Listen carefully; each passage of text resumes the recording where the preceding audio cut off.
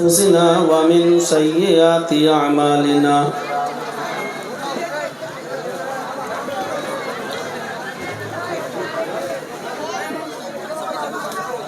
من يهده الله فلا مضل له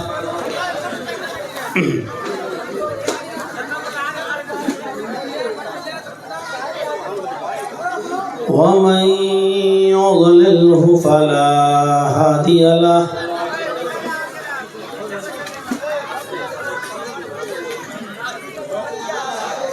وأشهد أن لا إله إلا الله وحده لا شريك له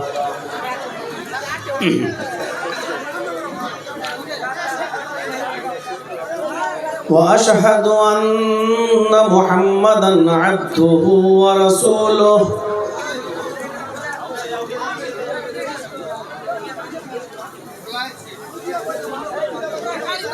أما بعد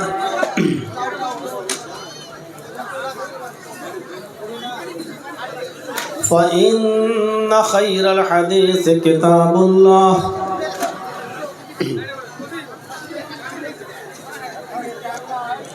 وخير الهدي هدي محمد صلى الله عليه وسلم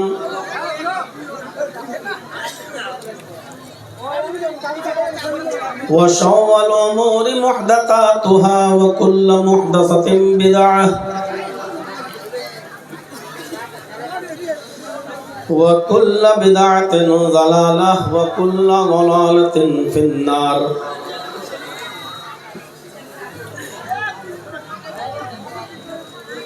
أعوذ بالله من الشيطان الرجيم.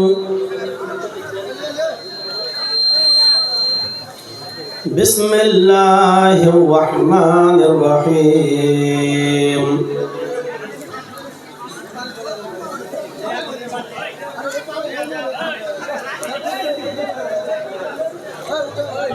لقد كان لكم في رسول الله أسوة حسنة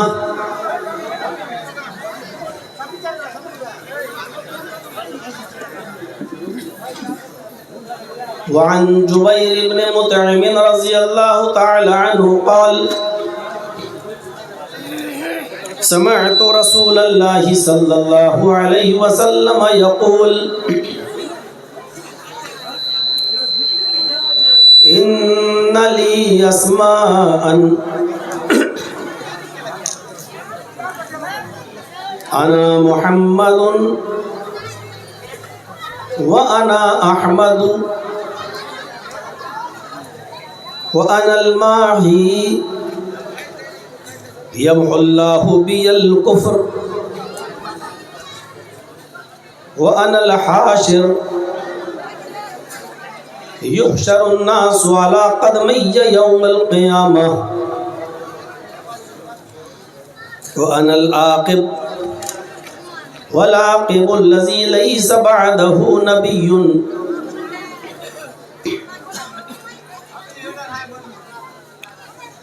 رواه مسلم. وفي رواية أخرى أنا نبي التوبة وأنا نبي الرحمة. رب اشرح لي صدري ويسر لي أمري واحلل عقدة من لساني يفقهوا قولي.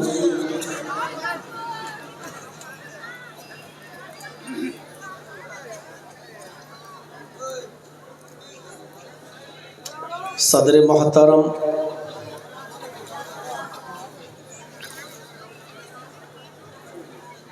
جمعیت و جماعت کے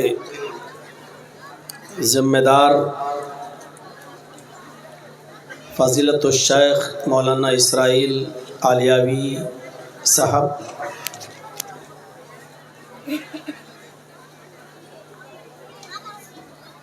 اس علاقے کے نہایت ہی معزز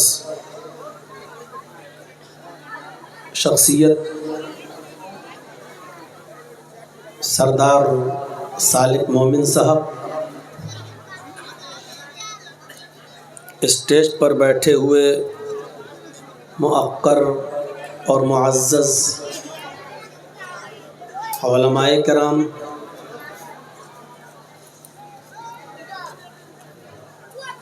معزز سامعین حضرات، اسلامی خواتین، ماں اور بہنوں، نوجوانوں، عزیز بچوں، 2 روزہ پروگرام کا آج پہلا دن ہے۔ آپ نے بہت ہی محنت، جد و جہد اور کوشش کر کے یہ پروگرام کی تاریخ فکس کی۔ مجھے بہت پریشر ڈالا گیا اور یہی شکل نکلی کہ دسمبر کے لاسٹ میں آپ کو یہ وقت دے دیا جائے۔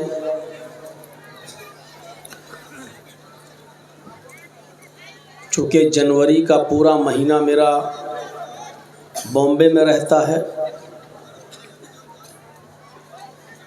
فروری کا پورا مہینہ ہمارا جھارکھنڈ اور بہار کے نظر ہو جاتا ہے، مارچ میں رمضان کا مہینہ ہے اس مرتبہ، پھر آگے پیچھے کوئی شکل نہیں تھی، تو یہی تاریخ آپ کو فکس کر دی گئی۔ اللہ رب العالمین آپ کے بیٹھنے کو قبول فرمائے۔ جن لوگوں نے اس اجلاس میں بڑھ چڑھ کر حصہ لیا ہے، اللہ رب العالمین ان کے رزق میں برکت عطا فرمائے، ان کی روزی میں برکت عطا فرمائے، اور یہ جلسہ جس مقصد کے لیے کیا گیا ہے، اللہ رب العالمین ہمیں اس مقصد میں کامیابی عطا فرمائے۔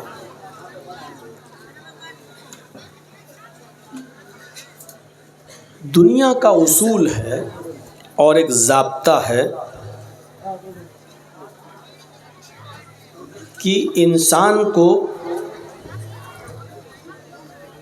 اس کے کام کی مزدوری معاہدے کے مطابق ملتی ہے۔ جو طے ہوتا ہے اس شرط پر انسان کو مزدوری دی جاتی ہے۔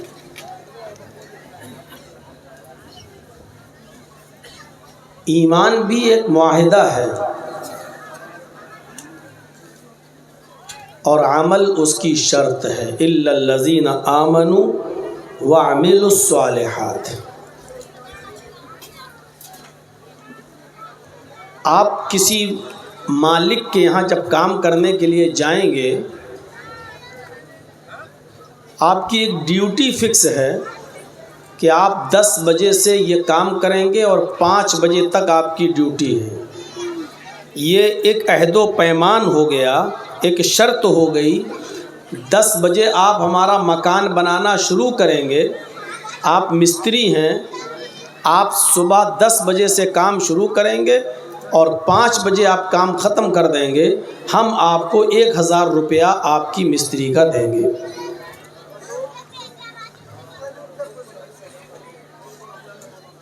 اس نے شرط لگائی، آپ نے اقرار کر لیا، ٹھیک ہے کل سے میں کام پہ آ جاؤں گا۔ اس نے کہا ٹھیک ہے۔ دوسرے دن آپ گئے ہی نہیں اس کام کرنے کے لیے، تیسرے دن بھی آپ اس کے ہاں کام کرنے کے لیے نہیں پہنچے، چوتھے دن بھی آپ اس کے ہاں کام کرنے کے لیے نہیں پہنچے، 5ویں دن آپ جا کر مالک سے کہتے ہیں کہ لائیے بھائی ہماری مزدوری دیجیے۔ ایمانداری کے ساتھ دل پر ہاتھ رکھ کر بتائیے گا، کیا مکان مالک آپ کو مزدوری دے گا؟ نہیں دے گا۔ اس لیے نہیں دے گا کیونکہ آپ نے کام ہی نہیں کیا۔ بلکہ اگر آپ کورٹ میں مقدمہ کرتے ہیں کہ مالک ہماری مزدوری نہیں دے رہا ہے، اور ٹرائل چلے گا، جب مقدمہ چلے گا تو آپ مقدمہ کرنے کے بعد بھی پھنس جائیں گے، بلکہ الٹا آپ کے اوپر پینالٹی اور لگ جائے گی، جرمانہ اور لگ جائے گا، کیونکہ آپ کام پہ بھی نہیں گئے اور دوسرے آدمی کو آپ نے دھوکہ بھی دیا، وہ آپ کے انتظار میں کسی دوسرے مزدور کو نہیں بلایا، آپ نے اس کا نقصان بھی کیا، ایک تو کام نہیں کیا اور دوسرا اس کے وقت کو بھی برباد کیا۔ یہ اصول ہے۔ اللہ رب العالمین نے بھی ہمیں جنت دینے کا وعدہ کیا ہے، اقرار کیا ہے، میرے بندو جس مقام سے ہم نے تمہارے باپ آدم کو نکالا ہے، ہم وہ مقام تمہیں دوبارہ دے دیں گے، تمہیں ہم جنت دیں گے، لیکن میری شرط یہ ہے کہ تمہیں یہ عمل کرنا ہوگا، یہ کام تمہیں کرنا ہوگا۔ ہم اللہ اور اس کے رسول کی ان شرطوں کو پورا نہ کریں اور جنت کو پانے کے لیے کوئی عمل ہی نہ کریں، اور قیامت کے دن اللہ تعالیٰ سے ہم یہ کہیں کہ اللہ تو مجھے جنت میں داخل کر، تو نے وعدہ کیا تھا کہ ہم جنت دیں گے، تو جنت کیوں نہیں دے رہا ہے، جنت دو۔ تو اس کے جواب میں یہی کہا جائے گا کہ میرے بندو کس بات کی جنت؟ جنت میں جانے کے لیے یہ شرط تھی کہ تم میرے نبی کے بتائے ہوئے قانون کے مطابق اور بتائے ہوئے طریقے کے مطابق تم عمل کرو گے، تم نے عمل ہی نہیں کیا تو جنت کیسی؟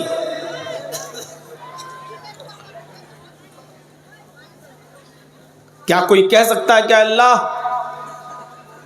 میں نے نماز پڑھی نہیں پڑھی، میں نے روزہ نہیں رکھا، میں نے دین پر عمل نہیں کیا تو کیا ہوا؟ میں مانتا تو تھا کہ نماز پڑھنا چاہیے، میں مانتا تو تھا کہ میں روزہ رکھنا چاہیے، میں مانتا تو تھا کہ اچھا کام کرنا چاہیے، ارے نہیں کیا تو کیا ہوا؟ میں نے انکار تو نہیں کیا، مانتا تو تھا کہ ہاں نماز پڑھنا چاہیے، روزہ رکھنا چاہیے، اچھے کام کرنا چاہیے، مانتا تو تھا۔ کیا آپ کسی مالک سے کہہ سکتے ہو ٹھیک ہے میں نے کام نہیں کیا تو کیا ہوا، لیکن میں نے وعدہ تو کیا تھا کہ کل سے کام پہ آؤں گا، نہیں کیا تو الگ بات ہے، نہیں آیا تو کیا ہوا، لیکن میں نے اقرار تو کیا تھا کل کام کرنے آؤں گا، نہیں آیا الگ بات، لیکن میں مانتا تھا کہ میں نے کہا ہے مجھے مزدوری دو۔ تو کیا آپ کے اقرار اور مزدوری سے آپ کو مکان مالک پیسہ دے دے گا، آپ کو مزدوری دے دے گا؟ آپ لاکھ کہیے اللہ میں تجھے مانتا تھا، تیرے رسول کو مانتا تھا، تیری کتاب کو مانتا تھا، قرآن کو، سب کچھ مانتا تھا، میں نے عمل نہیں کیا تو کیا ہوا، مجھے جنت دے۔ جس طرح مالک کے سامنے کام کا اقرار کرنے کے باوجود کام نہ کرنے پر آپ کو مزدوری نہیں دی جائے گی، اسی طریقے سے اللہ کا اقرار اور رسول کا اقرار، قرآن کا اقرار کرنے کے بعد اس کے بتائے ہوئے طریقے پر عمل نہ کرنے کی وجہ سے ہمیں جنت نہیں مل جائے گی۔ ان سلعۃ اللہ غالیہ الا ان سلعۃ اللہ الجنہ، لوگو اللہ کا سامان بہت مہنگا ہے، لوگو اللہ کا سامان بہت مہنگا ہے، ان سلعۃ اللہ الغالی، اللہ کا سامان بہت مہنگا ہے، الا ان سلعۃ اللہ الجنہ، وہ مہنگا سامان جو ہے وہ جنت ہے۔ اللہ کے نبی نے کہہ دیا بہت سستی نہیں ہے جنت، بہت مہنگی ہے۔ اور قرآن پڑھیں گے تو قرآن ہمیں یہ بتاتا ہے کہ اللہ نے اپنی جنت کو ہم کو بیچ دیا ہے۔ ان اللہ اشترى من المؤمنین، اللہ نے مومنوں سے سودا کر لیا ہے، بیچ دیا ہے اپنی جنت کو۔ کس چیز کے بدلے میں؟ اپنی جان اور اپنے مال کے بدلے میں۔ ہماری اور آپ کی جانیں اور ہمارے اور آپ کے مال کے بدلے میں اللہ نے ہمیں جنت بیچ دی۔ تم ہمیں اپنی جانیں میری راہ میں دو، تم اپنا مال میری راہ میں خرچ کرو، ہم تمہیں جنت دیں گے۔ اقرار کافی نہیں ہے، یاد رکھیے گا، صرف کہہ دینا کافی نہیں ہوتا ہے، ہمیں عمل بھی کرنا ہے شرط کے مطابق۔ جب شرط پوری نہیں ہوگی تو مشروط بھی پورا نہیں ہوگا۔ جیسے نماز کے لیے وضو شرط ہے، اگر وضو نہیں ہے تو نماز بھی نہیں ہے، ایسے ہی مالک کے کام کے لیے مزدوری کرنا شرط ہے۔ جب آپ مزدوری کریں گے تو پیسہ ملے گا، مزدوری نہیں کریں گے تو مالک ہمیں اجرت اور مزدوری نہیں دے گا۔ ایسے ہی جب وضو ہوگا تو نماز ہوگی، وضو نہیں تو نماز بھی نہیں۔ ہمارا عمل ہوگا تو جنت ملے گی، اور عمل نہیں ہوگا تو جنت بھی نہیں ملے گی۔ اتنے آرام کے ساتھ بیٹھے رہنا اور یہ امید لگا لینا کہ ہم کو بہت آسانی کے ساتھ جنت ملے گی، تو یہ ہمارا وہم ہے۔ سلیمان تیمی کا انتقال کا وقت آیا، ایک تابعی گزرے ہیں، سلیمان تیمی کے انتقال کا وقت آیا تو وہ رونے لگے۔ لوگوں نے پوچھا سلیمان کس لیے رو رہے ہو؟ اس بیماری میں کوئی بچتا نہیں ہے، شاید موت کے ڈر سے تم رو رہے ہو۔ ارے مرنا تو ایک دن سب کو ہے۔ سلیمان تیمی کہتے ہیں کہ میں موت کے ڈر سے نہیں بلکہ سزا کے ڈر سے رو رہا ہوں۔ موت تو برحق ہے، وہ تو آنی ہے، مرنا تو ہے ہی، میں موت سے نہیں ڈر رہا ہوں۔ موت تو برحق ہے، سب کو آنی ہے، مجھے موت کا ڈر نہیں ہے۔ مجھے مرنے سے پہلے ایک گناہ جو مجھ سے ہو گیا تھا 25 سال پہلے، وہ گناہ یاد کر کے میں رو رہا ہوں، وہ گناہ میں یاد کر کے روتا ہوں۔ فرمایا کیا گناہ ہوا؟ سلیمان تیمی نے جو جواب دیا وہ ہمارے معاشرے اور سوسائٹی کے لیے بہت اہم ہے۔ سلیمان تیمی نے کہا کہ مجھ سے 25 سال پہلے جو خطا ہوئی تھی، جو غلطی ہوئی تھی، وہ خطا اور غلطی یہ ہوئی تھی کہ میں نے ایک بدعتی سے سلام کر لیا تھا۔ کون سا بڑا گناہ تھا؟ ہم اور آپ سوچیں تو سلام کرنا تو آپ کہیں گے اچھی چیز ہے، السلام علیکم، یہ تو اچھی چیز ہے۔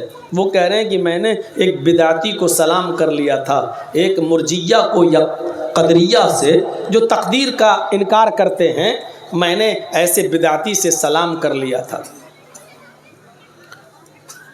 میں رو رہا ہوں اس بات پر کہ قیامت کے دن جب اللہ کے سامنے حاضر ہوں گے اور حساب و کتاب ہوگا، سوال و جواب ہوگا، تو کہیں ہماری گرفت نہ ہو، اللہ مجھ سے پوچھ نہ لے کہ تو نے بدعتی کو سلام کیوں کیا تھا، کیونکہ سلام کرنے سے اس کی عزت ہوئی ہے۔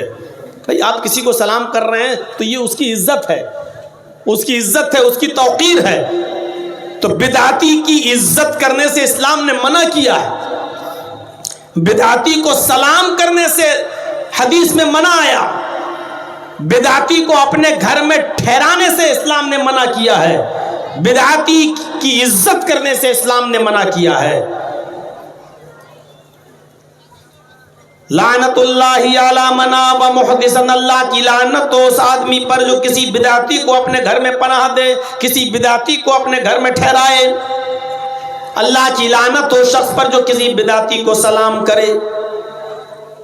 بدعتی کو سلام کرنے پر نبی اکرم نے لعنت بھیجی ہے، اور میں نے 25 سال پہلے ایک بدعتی سے سلام کر لیا تھا۔ سوچیے آپ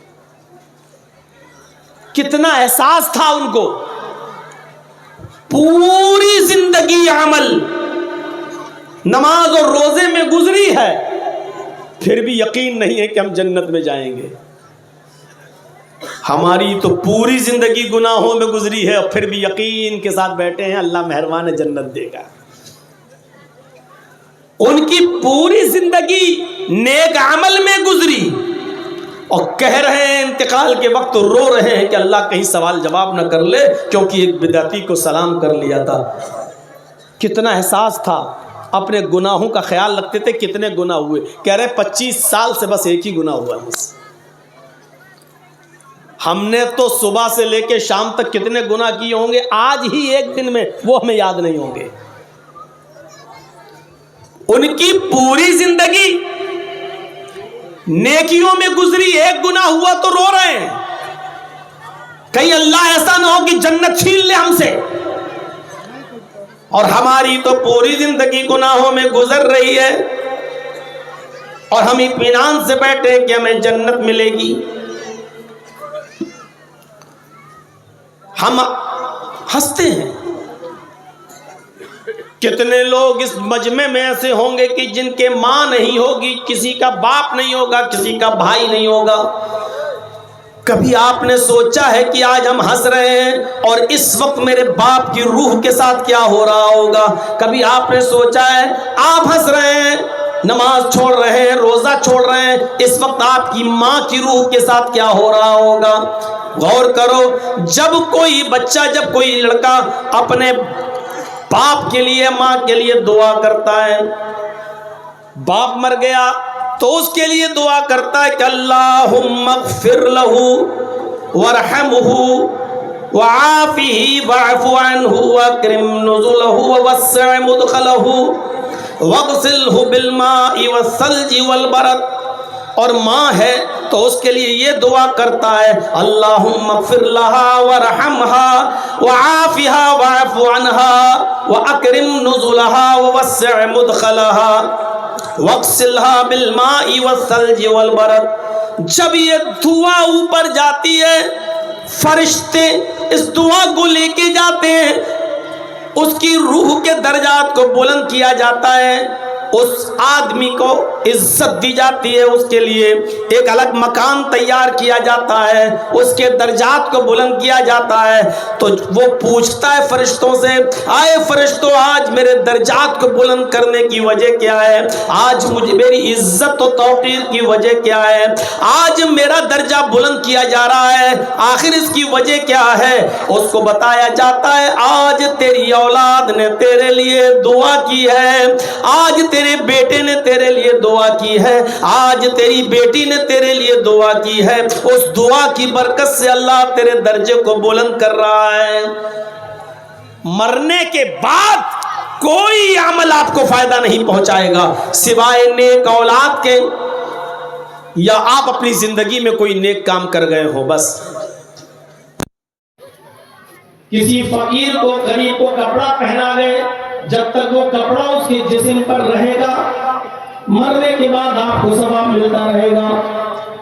آپ اپنی زندگی میں کوئی مسجد بنا گئے، جب تک لوگ اس مسجد میں نماز پڑھتے رہیں گے تب تک آپ کو ثواب ملتا رہے گا۔ یا پھر آپ کی اولاد آپ کے لیے صدقہ و خیرات کر دے۔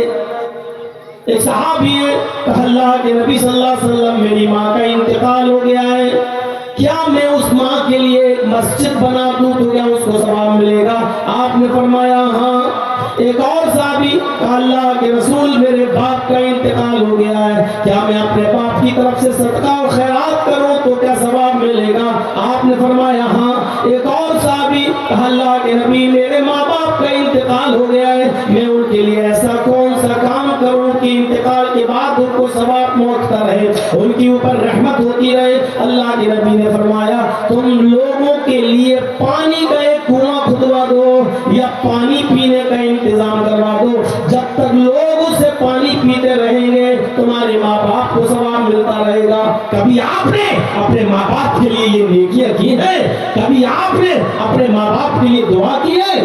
ہم دعا ہی یاد نہیں ہے، بس اللہ میرے باپ کو بخش دے، اللہ میرے باپ کو جنت دے، اللہ ان کی قبر کو، بس اس کے علاوہ آپ اپنی زبان میں بنگلہ میں بولتے ہوں گے، ہمارے یہاں اردو میں، ہندی میں لوگ دعا کرتے ہیں، ارے دعائیں بھی وہ یاد کرو جو اللہ کے نبی جناب محمد رسول اللہ صلی اللہ علیہ وسلم نے بتائی ہیں اور سکھائی ہیں۔ نام لے کر کہو قبر پہ، اپنا باپ ہو، اللہم انا بی فی ذمتک، اے اللہ یہ میرے باپ کی قبر ہے، یہ تیری ذمے میں پہنچ چکے ہیں، وحبل جوارک تیرے پڑوس میں جا چکے ہیں، تیرے پاس پہنچ چکے ہیں، فقہی من فتنۃ القبر، اے اللہ ان کو قبر کے فتنے سے بچا، ان کو قبر کی مصیبت سے بچا، فقہی من فتنۃ القبر وعذاب النار، اور جہنم کے عذاب سے ان کو بچا لے، ان کی حفاظت فرما۔ وَأَنْتَ أَهْلُ الْوَفَاءِ وَالْحَقِّ، اور تو وفا والا ہے اور حق والا ہے. فاغفر له وارحمه انك انت الغفور الرحیم، تو ان کو بخش دے اور ان کے اوپر رحم فرما، یقیناً تو بہت ہی زیادہ بخشنے والا اور بہت ہی زیادہ رحم کرنے والا ہے. ابھی پوچھو کسی کو یہ دعا یاد ہے کیا؟ آپ جا کر کہہ سکتے ہو؟ یاد رکھیے، قبرستان میں مردے کو دفن کرنے کے بعد وہاں پر اجتماعی طور پر سب کے ساتھ ہاتھ اٹھانا غلط ہے. اجتماعیت کے ساتھ ہاتھ اٹھا کر دعا کرنا بدعت ہے. آپ ایسا نہیں کر سکتے، جائز نہیں ہے. لیکن اگر آپ کے باپ کا یا ماں کا انتقال ہو گیا، ان کو دفن کر دیا گیا، اب آپ کبھی کبھی اپنے ماں باپ کی قبر پہ اکیلے جاتے ہیں، تو وہاں آپ دونوں ہاتھ اٹھا کر، اکیلے ہیں تنہا ہے تو آپ دونوں ہاتھ اٹھا کر دعا کر سکتے ہیں. مسلم شریف کی حدیث ہے کہ اللہ کے نبی جب اکیلے میں گئے اور جنت البقیع میں گئے، بقیع الغرقد میں گئے، تو آپ نے اہل بقیع کے لیے اپنے دونوں ہاتھوں کو اٹھا کر دعا کی ہے. قبرستان میں آپ نے دعا کی ہے. اجتماعیت کے ساتھ تمام لوگوں کی موجودگی میں دونوں ہاتھ اٹھا کر دعا نہیں کی جا سکتی، یہ بدعت ہے. لیکن اکیلے جب آپ اپنے ماں باپ کی قبر پہ جائیں تو ہاتھ اٹھا کر دعا کر سکتے ہیں، اس میں کوئی حرج نہیں ہے. مسئلے یاد رکھیے گا، یہ چھوٹے چھوٹے مسئلے ان کو ذہن میں رکھیے گا. تو میرے پیارے ساتھیوں، کیا آپ اپنے ماں باپ کے لیے دعا کر سکتے ہیں؟ دعا یاد ہے؟ اللہم انہ عبدک وابن امتک، قبر کے پاس کھڑے ہو کر اے اللہ ہے یہ، یعنی میرا باپ یا میری ماں. اب یہ بھی سوچنا پڑے گا، باپ ہے تو انہ، ماں ہے تو انہا. یہ اب جملے ایک ڈیڑھ دو گھنٹے کی تقریب میں آپ کو سب کو نہیں بتایا جا سکتا، یہ تو ہمیں اور آپ کو خود ہی یاد کرنا پڑے گا. اللہم انہ عبدک وابن امتک احتاج الی رحمتک، اے اللہ یہ میرا باپ ہے، تیرا بندہ ہے، وابن امتک تیری باندی کا بیٹا ہے، احتاج الی رحمتک تیری رحمت کا محتاج ہو گیا ہے، اصبح فقیرا تیری رحمت کا محتاج ہو گیا ہے، دنیا چھوڑ کر چلا گیا ہے. وَأَنْتَ غَنِيٌّ عَنْ عَذَابِهِ، اور تو اس کو عذاب دینے سے بے نیاز ہے، چاہے تو عذاب دے بھی سکتا ہے، نہیں بھی دے سکتا ہے. اے اللہ تو ان کو عذاب دینے سے بے نیاز ہے. إِن كَانَ مُحْسِنًا فَزِدْ فِي إِحْسَانِهِ، اے اللہ اگر یہ نیک تھے، مر گئے، ہمیں تو نہیں معلوم ان کی عبادتیں قبول ہوئی کہ نہیں ہوئی، نماز پڑھتے تھے لیکن قبول ہوئی کہ نہیں ہوئی، روزہ رکھتے تھے لیکن ہمیں نہیں معلوم کہ ان کا روزہ تم نے قبول کیا یا نہیں کیا. ان کان محسنا فزد فی احسانہ، اگر وہ نیک تھے تو ان کی نیکیوں میں اضافہ فرما، اگر وہ دیندار تھے تو ان کی نیکیوں میں اضافہ فرما. وان کان مسیئا فتجاوز عنہ، اگر وہ خطا کار تھے، گناہ گار تھے تو ان کے گناہوں کو بخش دے، ان کی خطاؤں کو معاف کر دے. یہ دعا ایمانداری کے ساتھ بتائیے کہ کتنے لوگوں کو یاد، کتنے لوگ ان دعاؤں کو کرتے ہیں؟ چاہیے اور اپنے باپ کی قبر پر ہاتھ اٹھا کر، ماں کی قبر ہو، ہاتھ اٹھا کر آپ اکیلے دعا کریے. اللہم اغفر لہ وارحمہ، اللہم نور قبرہ، اللہم وسع قبرہ، اللہم فرشہ فراش الجنہ، اللہم افتح لہ بابا من ابواب الجنہ، اللہم نور قبرہ، اللہم اجعل قبرہ روضۃ من ریاض الجنہ. یہ دعائیں ہیں. اے اللہ ان کی قبر کو نور سے بھر دے، اللہم نور قبرہ، اے اللہ ان کی قبر کو نور سے بھر دے. اللہم وسع مدخلہ، اے اللہ ان کی قبر کو کشادہ کر دے، چوڑا کر دے. اللہم فرش فراش الجنہ، اللہ ان کے لیے قبر میں جنت کا بچھونا بچھا دے. ایسی دعا ہے.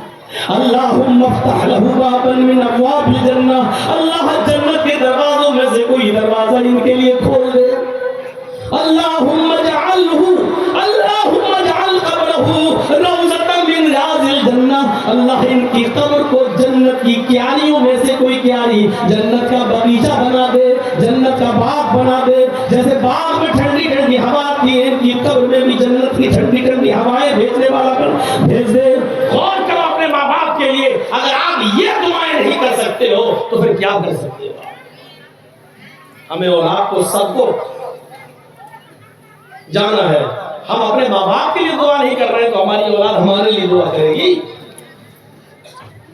कल एक तकरीर में मैंने कहा था, कल की तकरीर में एक लड़का अपने बाप को घसीटते हुए चौराहे पर लाया।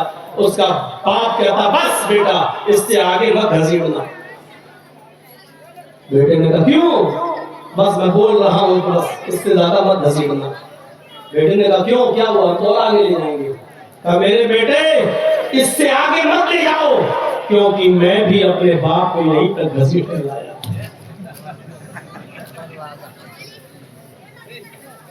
चाहता है मजाक मत उड़ाइए एक दूसरे का।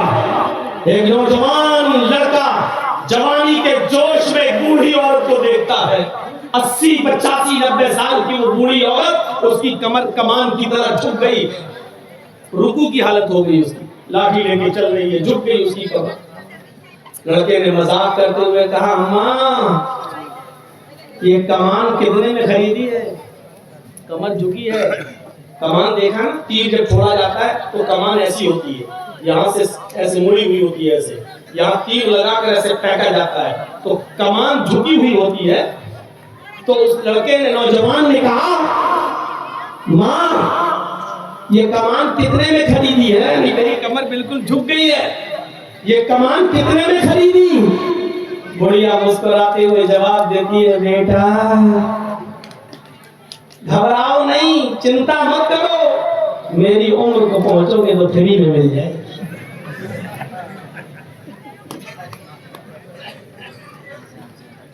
घबराओ नहीं बेटा, मेरी उम्र को पहुंचोगे तो फ्री में मिल जाएगी। रास्ता यही है। आज तुम दूसरों का मजाक उड़ा रहे हो, कल तुम्हारा भी मजाक उड़ाया जाएगा।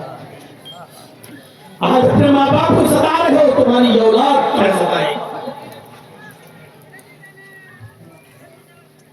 बाप के लिए ये कहा ही नहीं जा सकता कि अल्लाह के रसूल मेरे बाप हमसे हर वक्त पैसों की डिमांड करते रहते हैं, मैं कमाता हूं बाप मांग लेते हैं। तो अल्लाह के नबी का जवाब ये था, तो क्या हुआ? इन्नका व इन्ना मालका लिअबीक, तू खुद और तेरा सारा का सारा माल तेरा नहीं है, तेरे बाप ही का तो है। यानी बाप ने अगर तुझे पैदा नहीं किया होता तो तू माल का मालिक नहीं बनता। तू भी और तेरा माल सब बाप ही का माल तो है, सब बाप के लिए है, कोई कह नहीं सकता। इसीलिए कोई बेटा शरई नुक्ते नजर से अपने बाप को ज़कात भी नहीं दे सकता। बाप चाहे कितना गरीब हो, सब बेटों को अलग अलग कर दिया, सबके अलग अलग घर बन गए, सब कमाने लगे, बाप बहुत गरीब है। अब बेटा चाहे कि मैं ज़कात दे दूं, कैसा है, बाप बहुत गरीब है, ज़कात तो नहीं दे सकता, इसलिए कि बेटों की कमाई बाप ही की तो है, बेटों का माल तो बाप ही का तो है, इसलिए कोई औलाद अपने बाप को ज़कात नहीं दे सकती। शौहर अपनी बीवी को ज़कात नहीं दे सकता, इसलिए कि बीवी के खाने पीने की, पैसे लत्ते की, कपड़े की सारी जिम्मेदारी शौहर के ऊपर है। शौहर अपनी बीवी को ज़कात नहीं दे सकता, लेकिन बीवी अपने शौहर को ज़कात दे सकती है, क्योंकि बीवी की कमाई बीवी की है। अगर बीवी कुछ काम करती है एक्स्ट्रा और कुछ कमाती है तो शौहर जबरदस्ती नहीं ले सकता है। बीवी की मर्जी है, वो चाहे तो दे दे और चाहे तो ना दे। आप कह नहीं सकते हो हमें नहीं पैसा इतना। अगर आपकी बीवी सरकारी नौकरी कर रही है कहीं, तो माफ कीजिएगा, अगर वो आपको 1 रुपया भी ना दे तो आप जबरदस्ती ले नहीं सकते हो। आज औरतें बहुत खुश हो रही होंगी, अरे भाई अच्छी बात है, ऐसे ही बताया करें हमारे लिए। आज खुश हो रही हूँ, वो देने अलग बात है, शौहर गरीब है तो दे देती है, लेकिन अगर शौहर ज्यादा ही गरीब है तो वो ज़कात भी दे सकती है बीवी। مان لیجئے پورے سال میں 50,000 روپے مہینہ ملتا ہے، 50,000 روپے مہینے کے حساب سے پورے سال میں جوڑو کتنا ہو گیا؟ 6 لاکھ دے گا۔ اب 6 لاکھ کا حساب کتاب جوڑو گے تو اس میں بہت آسانی سے 52.5 تولے چاندی آ جائے گی۔ آپ کے ہم بھری بولتے ہیں 52.5 تولہ، تقریباً 585 گرام چاندی بہت آرام سے آ جائے گی۔ اس کا مطلب یہ ہے کہ بیوی اب صاحب نصاب ہو گئی ہے، اس کی اوپر زکات فرض ہو گئی ہے۔ اگر وہ 1 سال ہو گیا اس پیسے کو، سونا ہو نہ ہو، چاندی اس کے پاس ہو یا نہ ہو، اگر 6 لاکھ روپیہ 5 لاکھ روپیہ اس کے پاس ہے اور اس میں 585 گرام چاندی آ رہی ہے تو اس کے اوپر زکات فرض ہے، وہ دے سکتے ہیں۔ زکات کس کو دے؟ ضرورت مند کو۔ اگر سمجھتی ہے کہ میرا شوہر غریب ہے تو اس کو بھی دے سکتی ہے۔ جرجی صاحب کو اس کی بیوی نے، مثال دے رہا ہوں، اللہ نہ کرے کہ یہ دن آئے، اگر جرجی صاحب کو اس کی بیوی نے زکات دے دی، لائیے 30,000 روپے ہمارے زکات کے نکلنے لیجیے، ہم آپ کو دے رہے ہیں، ٹھیک ہے۔ اب جرجیت صاحب اسی میں سے اپنی بیوی کو کھلائیں گے، پلائیں گے، اپنے بچوں کو بھی پڑھائیں گے، لکھائیں گے، وہی زکات کا پیسہ جو اس نے مجھے دیا میں اسی پر خرچ کروں گا، اور وہ ہماری خرچ میں سے کھائے گی پیے گی، اس کے لیے زکات نہیں، وہ تو اس کا حق ہے۔ شوہر کو زکات دے رہی ہے، جائز ہے، اور شوہر اسی میں سے کھلا رہا تو بیوی کھائے گی کیونکہ اس کا حق ہے، وہ اس کے لیے زکات نہیں مانی جائے گی، کیونکہ شوہر کی وہ ذمہ دار ہے اپنی بیوی کو کھلانے کا، وہ اپنے شوہر سے اپنا حق کھا رہی ہے، نہ کہ زکات، تو اس کے لیے جائز ہے۔ میرے پیارے ساتھیوں، اور یہ اس کے لیے زکات کی رقم نہیں مانی جائے گی، زکات تو شوہر کو دی ہے، لیکن وہ جو کھا رہی ہے وہ شوہر کا مال کھا رہی ہے، نہ کہ زکات۔ یہ ذہن میں رکھیے۔ دیکھیے کہاں میں بہک گیا، بات کچھ اور کرنا تھی، نکل گیا ادھر۔ میرے بھائیوں، میں کہہ یہ رہا تھا کہ عہد و پیمان، اقرار، شرط، یہ چیز ہونی چاہیے۔ آپ نے اقرار تو کیا لیکن شرط پوری نہیں کی تو آپ کو پیمنٹ نہیں ملے گا۔ اور شرط کیا ہے؟ محمد رسول اللہ صلی اللہ علیہ وسلم نے ہمیں جو طریقہ بتا دیا، جس طریقے سے بتا دیا وہی طریقہ ہمیں اپنانا ہے، وہی ہے۔ ایک چیز اور بتا دوں آپ کو، نماز پڑھنا عبادت نہیں ہے، نماز کو رسول اللہ کے طریقے پر پڑھنا عبادت ہے، سمجھ گئے نا؟ روزہ رکھنا عبادت نہیں ہے، روزے کو رسول اللہ کے طریقے پر رکھنا عبادت ہے۔ قربانی عبادت نہیں ہے، قربانی نبی کے طریقے پر کرنا یہ عبادت ہے۔ اللہ کے رسول نے فرمایا عید الاضحیٰ، قربانی کی یوم النحر کی دن، یعنی 10ویں تاریخ کو، 10ویں ذی الحجہ کو آپ نماز کے بعد قربانی کریں گے، نماز کے بعد قربانی کریں گے۔ اب کوئی شخص اگر نماز سے پہلے قربانی کر لے، بھلے ہی وہ سارا جانور غریبوں میں بانٹے، بھوکوں کو کھلائے، پیاسوں کو بھلے ہی غریبوں میں دے، لیکن اس کی قربانی نہیں مانی جائے گی۔ نماز کے بعد کر رہا ہے تب بھی غریبوں کو گوشت کھلائے گا، اور نماز سے پہلے کر لیا تب بھی غریبوں کو کھلائے گا، اور غریبوں کو دے رہا ہے لیکن اس کو ثواب نہیں ملے گا۔ کیوں؟ کیونکہ اس نے قربانی تو کی لیکن محمد رسول اللہ کے طریقے کے مطابق قربانی نہیں کی۔ نماز پڑھنا عبادت نہیں، نماز کو رسول اللہ صلی اللہ علیہ وسلم کے بتائے ہوئے طریقے پر پڑھنا عبادت ہے۔ اب آپ فجر کی نماز کے بعد مسجد میں بیٹھ کر کوئی نفل پڑھ کے دکھائیے، نہیں پڑھ سکتے ہو، گناہ پڑے گا۔ عصر کی نماز کے بعد کوئی نماز پڑھ کے دکھائیے، نہیں پڑھ سکتے نفل، گناہ پڑے گا۔ دیکھیے نماز پڑھنا تو ثواب ہے، پھر گناہ کیوں پڑ رہا ہے؟ اس لیے گناہ پڑ رہا ہے کیونکہ آپ نماز اب رسول اللہ کے بتائے ہوئے طریقے کے مطابق نہیں پڑھ رہے ہیں۔ اللہ کے نبی نے فجر کے بعد اور عصر کے بعد نماز نفل پڑھنے سے منع کیا ہے، اور کہا اس وقت میں جو نماز پڑھے گا وہ شیطان کو سجدہ کرے گا، یعنی اب یہ سجدہ اللہ शैतान को सजदा हो रहा है। अब आप अंदाजा लगाइए, नमाज तो पढ़ रहा है लेकिन नबी के तरीके पर नहीं पढ़ रहा है, इसलिए उसे गुनाह पड़ेगा। फजर की नमाज 11 बजे पढ़ के दिखा दीजिए, नहीं पढ़ सकते। क्यों? फजर ही की नमाज ऐसी है जो वक्त से पहले हो ही नहीं सकती। ज़ोहर की नमाज वक्त से पहले नहीं हो सकती है। ज़ोहर में असर तो कभी कभी पढ़ी जा सकती है। अल्लाह के रसूल सल्लल्लाहु अलैहि वसल्लम ज़ोहर और असर कभी कभी अहयानन का लफ्ज़ है बुखारी और मुस्लिम में, कभी कभी ज़ोहर के साथ असर पढ़ लिया करते थे। न बारिश हुआ करती थी, न सफर में हुआ करते थे, बल्कि कभी कभी आप बिला किसी उज़्र के और बिला किसी बीमारी के और बिला किसी वजह के ज़ोहर के साथ असर मिला लिया करते थे, और कभी कभी मगरिब के साथ ईशा भी पढ़ लिया करते थे। न बारिश, न मौसम खराब, कुछ नहीं, बिला वजह आप ऐसे ही पढ़ लिया करते थे। लिहाजा अगर कोई शख्स कभी कभी ज़ोहर और असर दोनों एक साथ पढ़ ले तो कोई हर्ज की बात नहीं, और कभी कभी मगरिब के साथ ईशा भी पढ़ ले तो कोई हर्ज की बात नहीं। कभी कभी मामूल नहीं बनाना चाहिए। हाँ, अगर सफर में है तो मगरिब और ईशा एक साथ पढ़ सकता है, सफर में है तो ज़ोहर और असर एक साथ पढ़ सकता है, जायज है।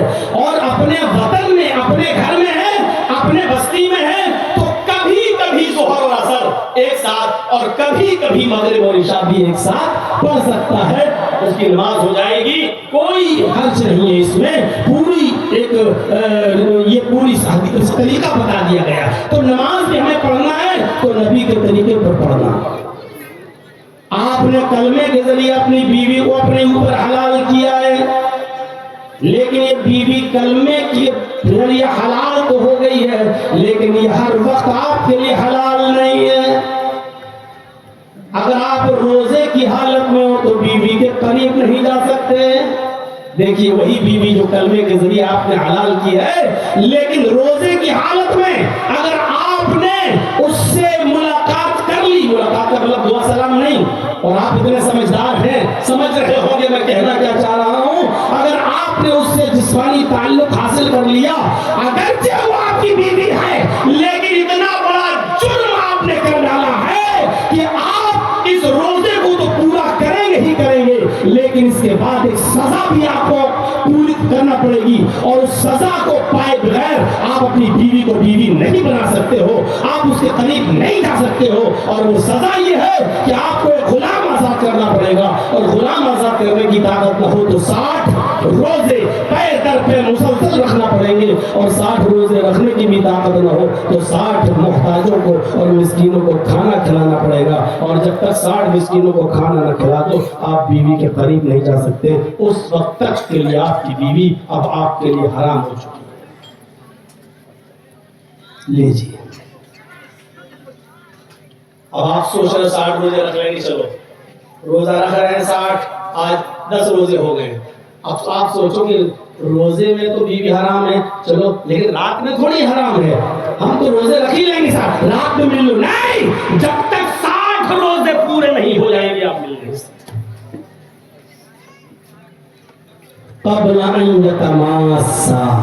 उसको छूने से पहले 60 रोजे, छूने से पहले 60 मिस्कीनों को खाना खिलाओ। इन तीनों में से, तीनों नहीं, एक पूरा करना है। या तो गुलाम खरीद के आजाद करो, अब आजकल तो गुलामों का जमाना है नहीं, तो 60 रोजे रखो। अब ये भी नहीं कि 60 रोजे रखे कि 60 मिस्कीनों को खाना खिलाते जो तुम्हारा दिल करे, नहीं, पहले 60 रोजे रखो। अगर ये ताकत न हो तो वो एक साहबी आए थे ना अल्लाह के रसूल के पास, हलक तो या रसूल अल्लाह में तो बर्बाद हो गया। आपने कहा क्या हुआ? अल्लाह के रसूल रोजे की हालत में बीवी से मिल लिया। आपने कहा ये तुमने क्या किया? अल्लाह के रसूल अब क्या होना चाहिए? आपने कहा कि होना क्या चाहिए, तो ऑप्शन ही 3 है, जाओ गुलाम आजाद करो। कहने लगा अल्लाह के रसूल पूरी जिंदगी दूसरे की गुलामी करते हुए हो गई, मैं कहां से आजाद करूं? मैं तो खुद दूसरे का गुलाम रहा हूं, इतना कहां पैसा हमारे पास? तो आपने कहा फिर 60 रोजे रखो। कहने लगा पतला दुबला कमजोर आदमी 60 रोजे कहां से रख लूंगा मैं, वो भी मुसलसल कंटिन्यू रेगुलर? نہیں رکھ پاؤں گا. ایک روزے کا تو یہ حال ہے, صبر نہیں کر پایا, بیوی سے مل لیا, آپ کہہ رہے 60 روزے, میں تو نہیں رکھ پاؤں گا. آپ نے کہا اچھا 60 مسکینوں کو کھانا کھلا دو. کہنے لگا اللہ کے رسول کتنے؟ کہا 60.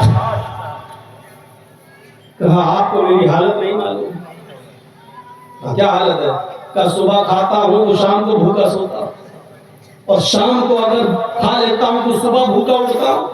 ہمارے گھر میں ہمارے بیوی بچوں کو تو دونوں ٹائم نصیب نہیں ہو رہا ہے, اور آپ کہہ رہے 60 مسکینوں کو کھانا کھلاؤ. کہاں سے کھلاؤں؟ نہیں ہے میرے پاس. آپ نے کہا رہے بھائی 3 ہی آپشن ہیں, چوتھا کوئی آپشن ہی نہیں ہے. تو کہا اللہ کے رسول جب نہیں ہے ہم 60 مسکینوں کو کھانا کھلانے کی طاقت تو کیا کروں؟ آپ نے کہا رک جاؤ. ظہر کی اذان کا وقت ہوا, حضرت بلال نے اذان دی, تمام صحابہ نماز پڑھی ظہر کی. اللہ کے نبی نے کہا اپنے بھائی کے لیے چندہ کرو, تمہارے پاس جو کچھ بھی ہو دے دو. یہ بیچارہ روزے کی حالت میں اپنی بیوی سے مل لیا ہے, اس کو مسکینوں کو کھانا کھلانا ہے, اس کی مدد کرو. اب چندہ ہونا شروع ہو گیا اس کے لیے. کوئی 10 کھجور لایا, کوئی 5 کھجور لایا, 10 15 20 کلو کھجوروں کا ٹوکرا بھر گیا تھوڑی دیر میں. آپ نے کہا اچھا ہوا. آپ نے وہ ٹوکرا اٹھایا کھجوروں کا اور اس غریب آدمی کو کہا لو. اس نے کہا کیا کروں؟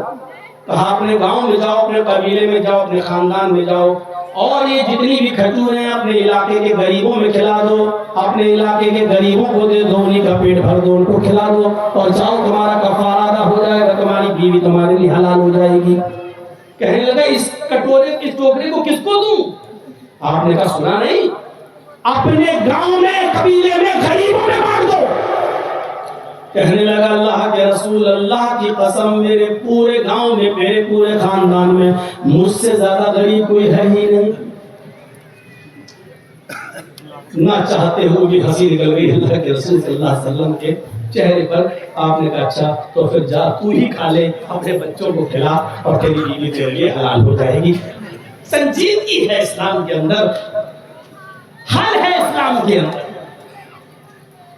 کسی بھی چیز کو آپ مشکل بنا رہے ہیں تو آپ اپنے لیے بنا رہے ہیں مشکل.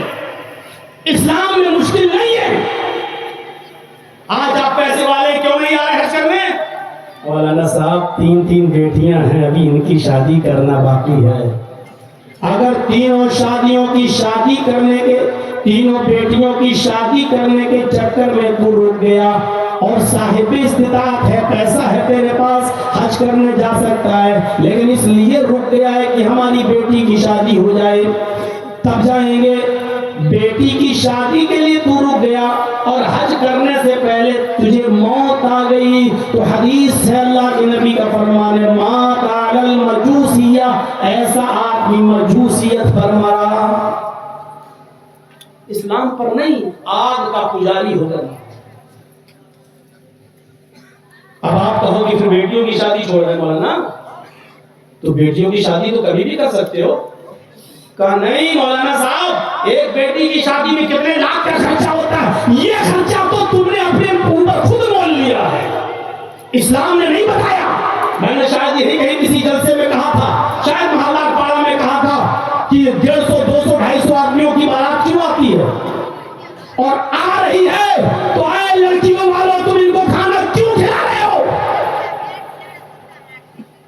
جس لڑکی کے گھر پہ 250 300 200 آدمیوں کی بارات آئے, اس لڑکی کے باپ کو چاہیے کہ ایک گلاس پانی پلا کے نکاح کر کے لڑکی کی رخصتی کر کے بھگا دیں ان سب کو. کوئی ضرورت نہیں ان کو چکن اور مٹن کھلانے کی. کیوں کھلا رہے ہو؟ شریعت نے کہا ہے کہ لڑکی کا باپ کھلائے, نہیں تم کیوں کھانے کے لیے پہنچ گئے لڑکی کے پاس, لڑکی کے گھر. کوئی کہے کہ نہیں 400 آدمی آئیں گے, مولانا جرجیز کہے گا 500 لاؤ, ایک گلاس پانی پلاؤں گا, وہ بھی منرل واٹر نہیں, ہینڈ پائپ, وہ بھی کنویں کا, وہ بھی سرکاری نل کا پانی, کیونکہ شریعت نے منرل واٹر 10 روپے کی بوتل بھی لڑکی کے ماں باپ کو حق نہیں دیا ہے کہ وہ کسی کو دے. یہی باتیں تو بری لگتی ہیں بڑے بڑے چودھریوں کو, سرمایہ داروں کو, مالداروں کو. یہ مولوی کیا بول رہا ہے؟ کتنے مولوی بیٹھے ہیں اسٹیج پر اور ہزاروں لاکھوں 25 سال سے پروگرام کر رہا ہوں, کوئی ایک اٹھے اور کہہ دے اور بتا دے کہ اللہ کے رسول کی کسی حدیث میں آیا ہے کہ لڑکی والے لڑکے والوں کی طرف سے آئے ہوئے باراتی کو کچھ کھلائیں نہیں. اور میرے سامنے ایسی ایسی مثالیں موجود ہیں. مفسر قرآن مولانا عبدالقیوم صاحب رحمانی جو یو پی کے رہنے والے تھے اور 90-95 سال کی عمر میں ان کا انتقال ہوا. کہیں جلسے میں گئے تھے, ان کو یہی نہیں معلوم کہ آج میری بیٹی کی شادی ہے. وہ آئے, ایک پیجامہ ادھر جا رہا ہے, دوسرا پیجامہ ایسے چھڑی لے کے چلے گئے. لوگوں کو بیٹھے ہوئے گھر میں دیکھا ہے, کیوں آئے ہو بھائی, ہمارے گھر میں آج اتنی بھیڑ کیوں؟ تو مولانا صاحب آج آپ کی بیٹی کی شادی ہے, ہم لوگ شادی کرانے آئے, نکاح. اچھا اچھا اچھا, آج اتنی تاریخ ہے؟ کہاں؟ اچھا, ارے تو کیا ہوا, نکاح ہوا ہے ابھی؟ ارے لڑکی کے باپ تو آپ ہیں, آپ اجازت دیں گے تب نا. میں اجازت تو دوں گا بلی ہوں, لیکن لڑکی تو پہلی بتا چکی ہے, راضی ہے, تیار ہے, تو چلو نکاح بڑھاؤ. اور جیسی نکاح ہوا تو انہوں نے کہا کہ اب بیٹھے کس لیے, جاؤ. لڑکے والوں سے کہا تمہارے ساتھ 2-4 عورتیں آئی ہیں نا, کہا جائیں ہمارے گھر میں بیٹی کو لے کے جائیں, اپنے گھر چلی جائیں, لے جائیں. انہوں نے صرف ایک گلاس پانی سب کو پلایا تھا جتنے لوگ آئے تھے. میں خود جانتا ہوں سب لوگ اگر ایسا کرنا شروع کر دینا, بارات اپنے آپ ختم ہو جائے گی. لڑکی والے اگر ایسا کرنا شروع کر رہے ہیں, سب ختم. اس میں حاجی اور نمازی زیادہ ماحول بگاڑے ہوئے ہیں. داڑھی کہاں جا رہے ہیں, بارات میں جا رہے ہیں, رکھا ہوا ہے. ارے صاحب کہاں جا رہے ہیں, بارات میں جا رہے ہیں. یہ حاجی سب سے بڑا مجرم ہے. بارات میں جا رہے ہیں, ابے بارات کا ہوٹل کہتے باپ نے دیا ہے, شریعت میں کہاں سے آیا؟ جا رہا سعودی عرب پر مار ڈال کے لگتا ہے یہی سب سے بڑا مولوی ہے. بارات میں جا رہے ہیں, ایسے کر کے پان کھا رہا, تمباکو کھا رہا, اور بارات میں جا رہے ہیں. اور بھائیو, شریعت نے آسانیاں پیدا کی ہیں, ان آسانیوں کا فائدہ اٹھاؤ. کتنی آسانی, اللہ کے رسول مجھ سے زیادہ غریب کوئی ہے ہی نہیں. آپ نے کہا ہنسی آ گئی, جب تو کھا لے اپنے بچوں کو کہتے, اور بیوی تیری حرام ہے, جا لے جا. ایک عورت اللہ کے نبی کے پاس آتی ہے اور کہتی ہے کہ اللہ کے رسول میں اپنے آپ کو ہبا کر رہی ہوں, میں اپنے آپ کو ہبا کر رہی ہوں, میں آپ کے ساتھ شادی کرنا چاہتی ہوں. دیکھیے ایک عورت کہہ رہی ہے میں آپ کے ساتھ شادی کرنا چاہتی ہوں, یہ دلیل ہے اس بات کی کہ کوئی لڑکی بھی کسی لڑکے سے ڈائریکٹ کہہ سکتی ہے کہ میں تمہارے ساتھ نکاح کرنا چاہتی ہوں. آپ کا کہہ رہا تھا, لیکن ایک بار رات بھر موبائلوں پہ نہیں, وہ آئی اور بیٹھ گئی تو اللہ کے رسول میں آپ سے نکاح کرنا چاہتی ہوں. اللہ کے نبی خاموش. اس نے پھر کہا اللہ کے نبی آپ نے سنا نہیں, میں آپ سے شادی کرنا چاہتی ہوں. آپ سے خاموش. بخاری کتاب النکاح آپ نے, وہ پھر کہنے لگے اللہ کے نبی آپ جواب تو دیجیے ہاں یا نہیں, میں آپ سے نکاح کرنے کے لیے آئی ہوں, میں چاہتی ہوں, میں اپنے آپ کو آپ کے حوالے کر رہی ہوں. آپ کی خاموشی دیکھی تو ایک صحابی بولے کیا ہو گیا آپ کو, ہاں نا کا جواب دیجیے اس کو. اللہ کے رسول اگر آپ کو نہیں کرنا ہے تو پھر میرے ساتھ کرا دیجیے, مجھے ضرورت ہے. تو اللہ کے رسول نے صحابی کو دیکھا, اس عورت سے کہا دیکھو میں تو نہیں کر پاؤں گا, اب نہیں, تم اگر اس کے ساتھ کرنا چاہو تو کر لو, اس کو ضرورت ہے. تو کہا ٹھیک ہے, اگر آپ نہیں, پہلے تو میں آپ کے لیے ہوں, اگر آپ نہیں کرنا چاہتے تو ان کے ساتھ کرنا چاہیے. کہا ٹھیک ہے. اور صحابی کو بلایا جا, جو چیز میں جو شرط ہے دیکھیے وہ کیا. آپ نے کہا مہر کیا دو گے, مہر کیا دو گے, آپ کیا مہر بولتے ہیں, وہ مہر کتنا ہے, مہر تو وہ ہوتی ہے جو لگائی جاتی ہے, وہ مہر نہیں ہوتا ہے. پوچھا مہر کیا دو گے اپنی بیوی کو, ہونے والی کو, تو کہتا اللہ کے نبی وہ تو کچھ نہیں ہے میرے پاس. سوچو مہر دینے کے لیے کچھ نہیں, وہ کہہ رہا شادی کرا دو. آسانی دیکھیے اسلام کے اندر. اے اللہ کے نبی نہیں ہے میرے پاس, ما عندی شیء, کچھ نہیں ہے دینے کے لیے. آپ نے کہا اچھا ایک کام کرو, معمولی سی چیز مانگی, معمولی سی. آپ نے کہا گھر جاؤ اور کوئی چیز مل جائے تو لے کر آ جاؤ, جو بھی ہو. وہ گیا اور گھر سے لوٹ کر آیا تو کہتا ما وجدت شیئا یا رسول اللہ, کوئی چیز نہیں ملی گھر میں. آپ نے کہا اچھا دوبارہ جاؤ. اس نے کہا جب کچھ ہے ہی نہیں تو کیا کروں. آپ نے کہا بہت معمولی سی چیز, التمس خاتم من الحدید, لوہے کی انگوٹھی مل جائے تو وہی لے آؤ.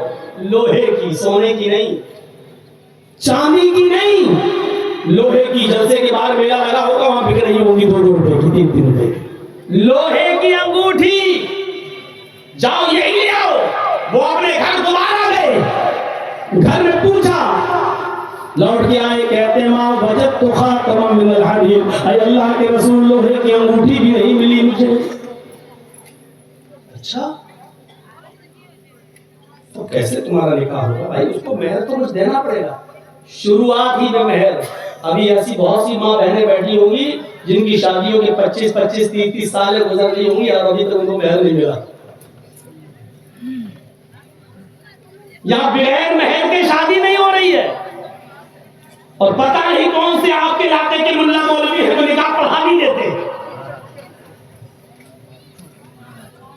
میں نے آج تک کوئی نکاح ایسا نہیں پڑھایا جب تک کہ اسی دن مہر نہ لے کر اور گواہوں کے ذریعے اس مہر کو لڑکی کے ہاتھ تک نہیں پہنچا دیا. میں نے آج تک ایسا کوئی نکاح نہیں پڑھایا. یا یہ کہ ایسے لوگ ملے ہیں ہم کو, لڑکے کہنے لگے مولانا صاحب مہر میں دوں گا لیکن آپ کے ہاتھ میں نہ دے کر رخصتی ہوگی, میری بیوی میرے گھر آئے گی, ہم اپنے ہاتھ سے دے دیں گے, آج ہی دے دیں گے. ٹھیک ہے, یہ بھی طریقہ صحیح ہے. اس نے کہا, میں کہا ٹھیک ہے.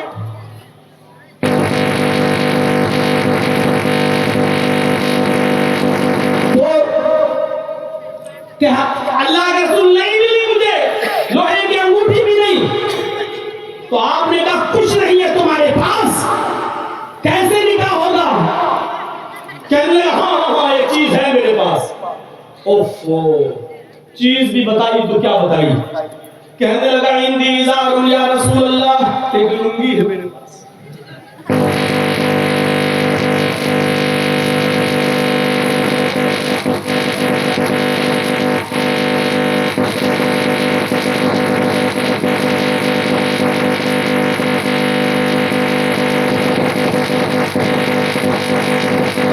وہ دیکھو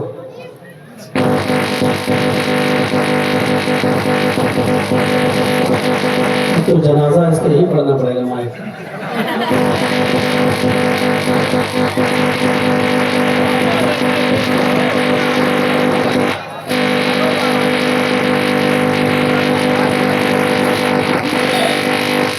آپ لوگ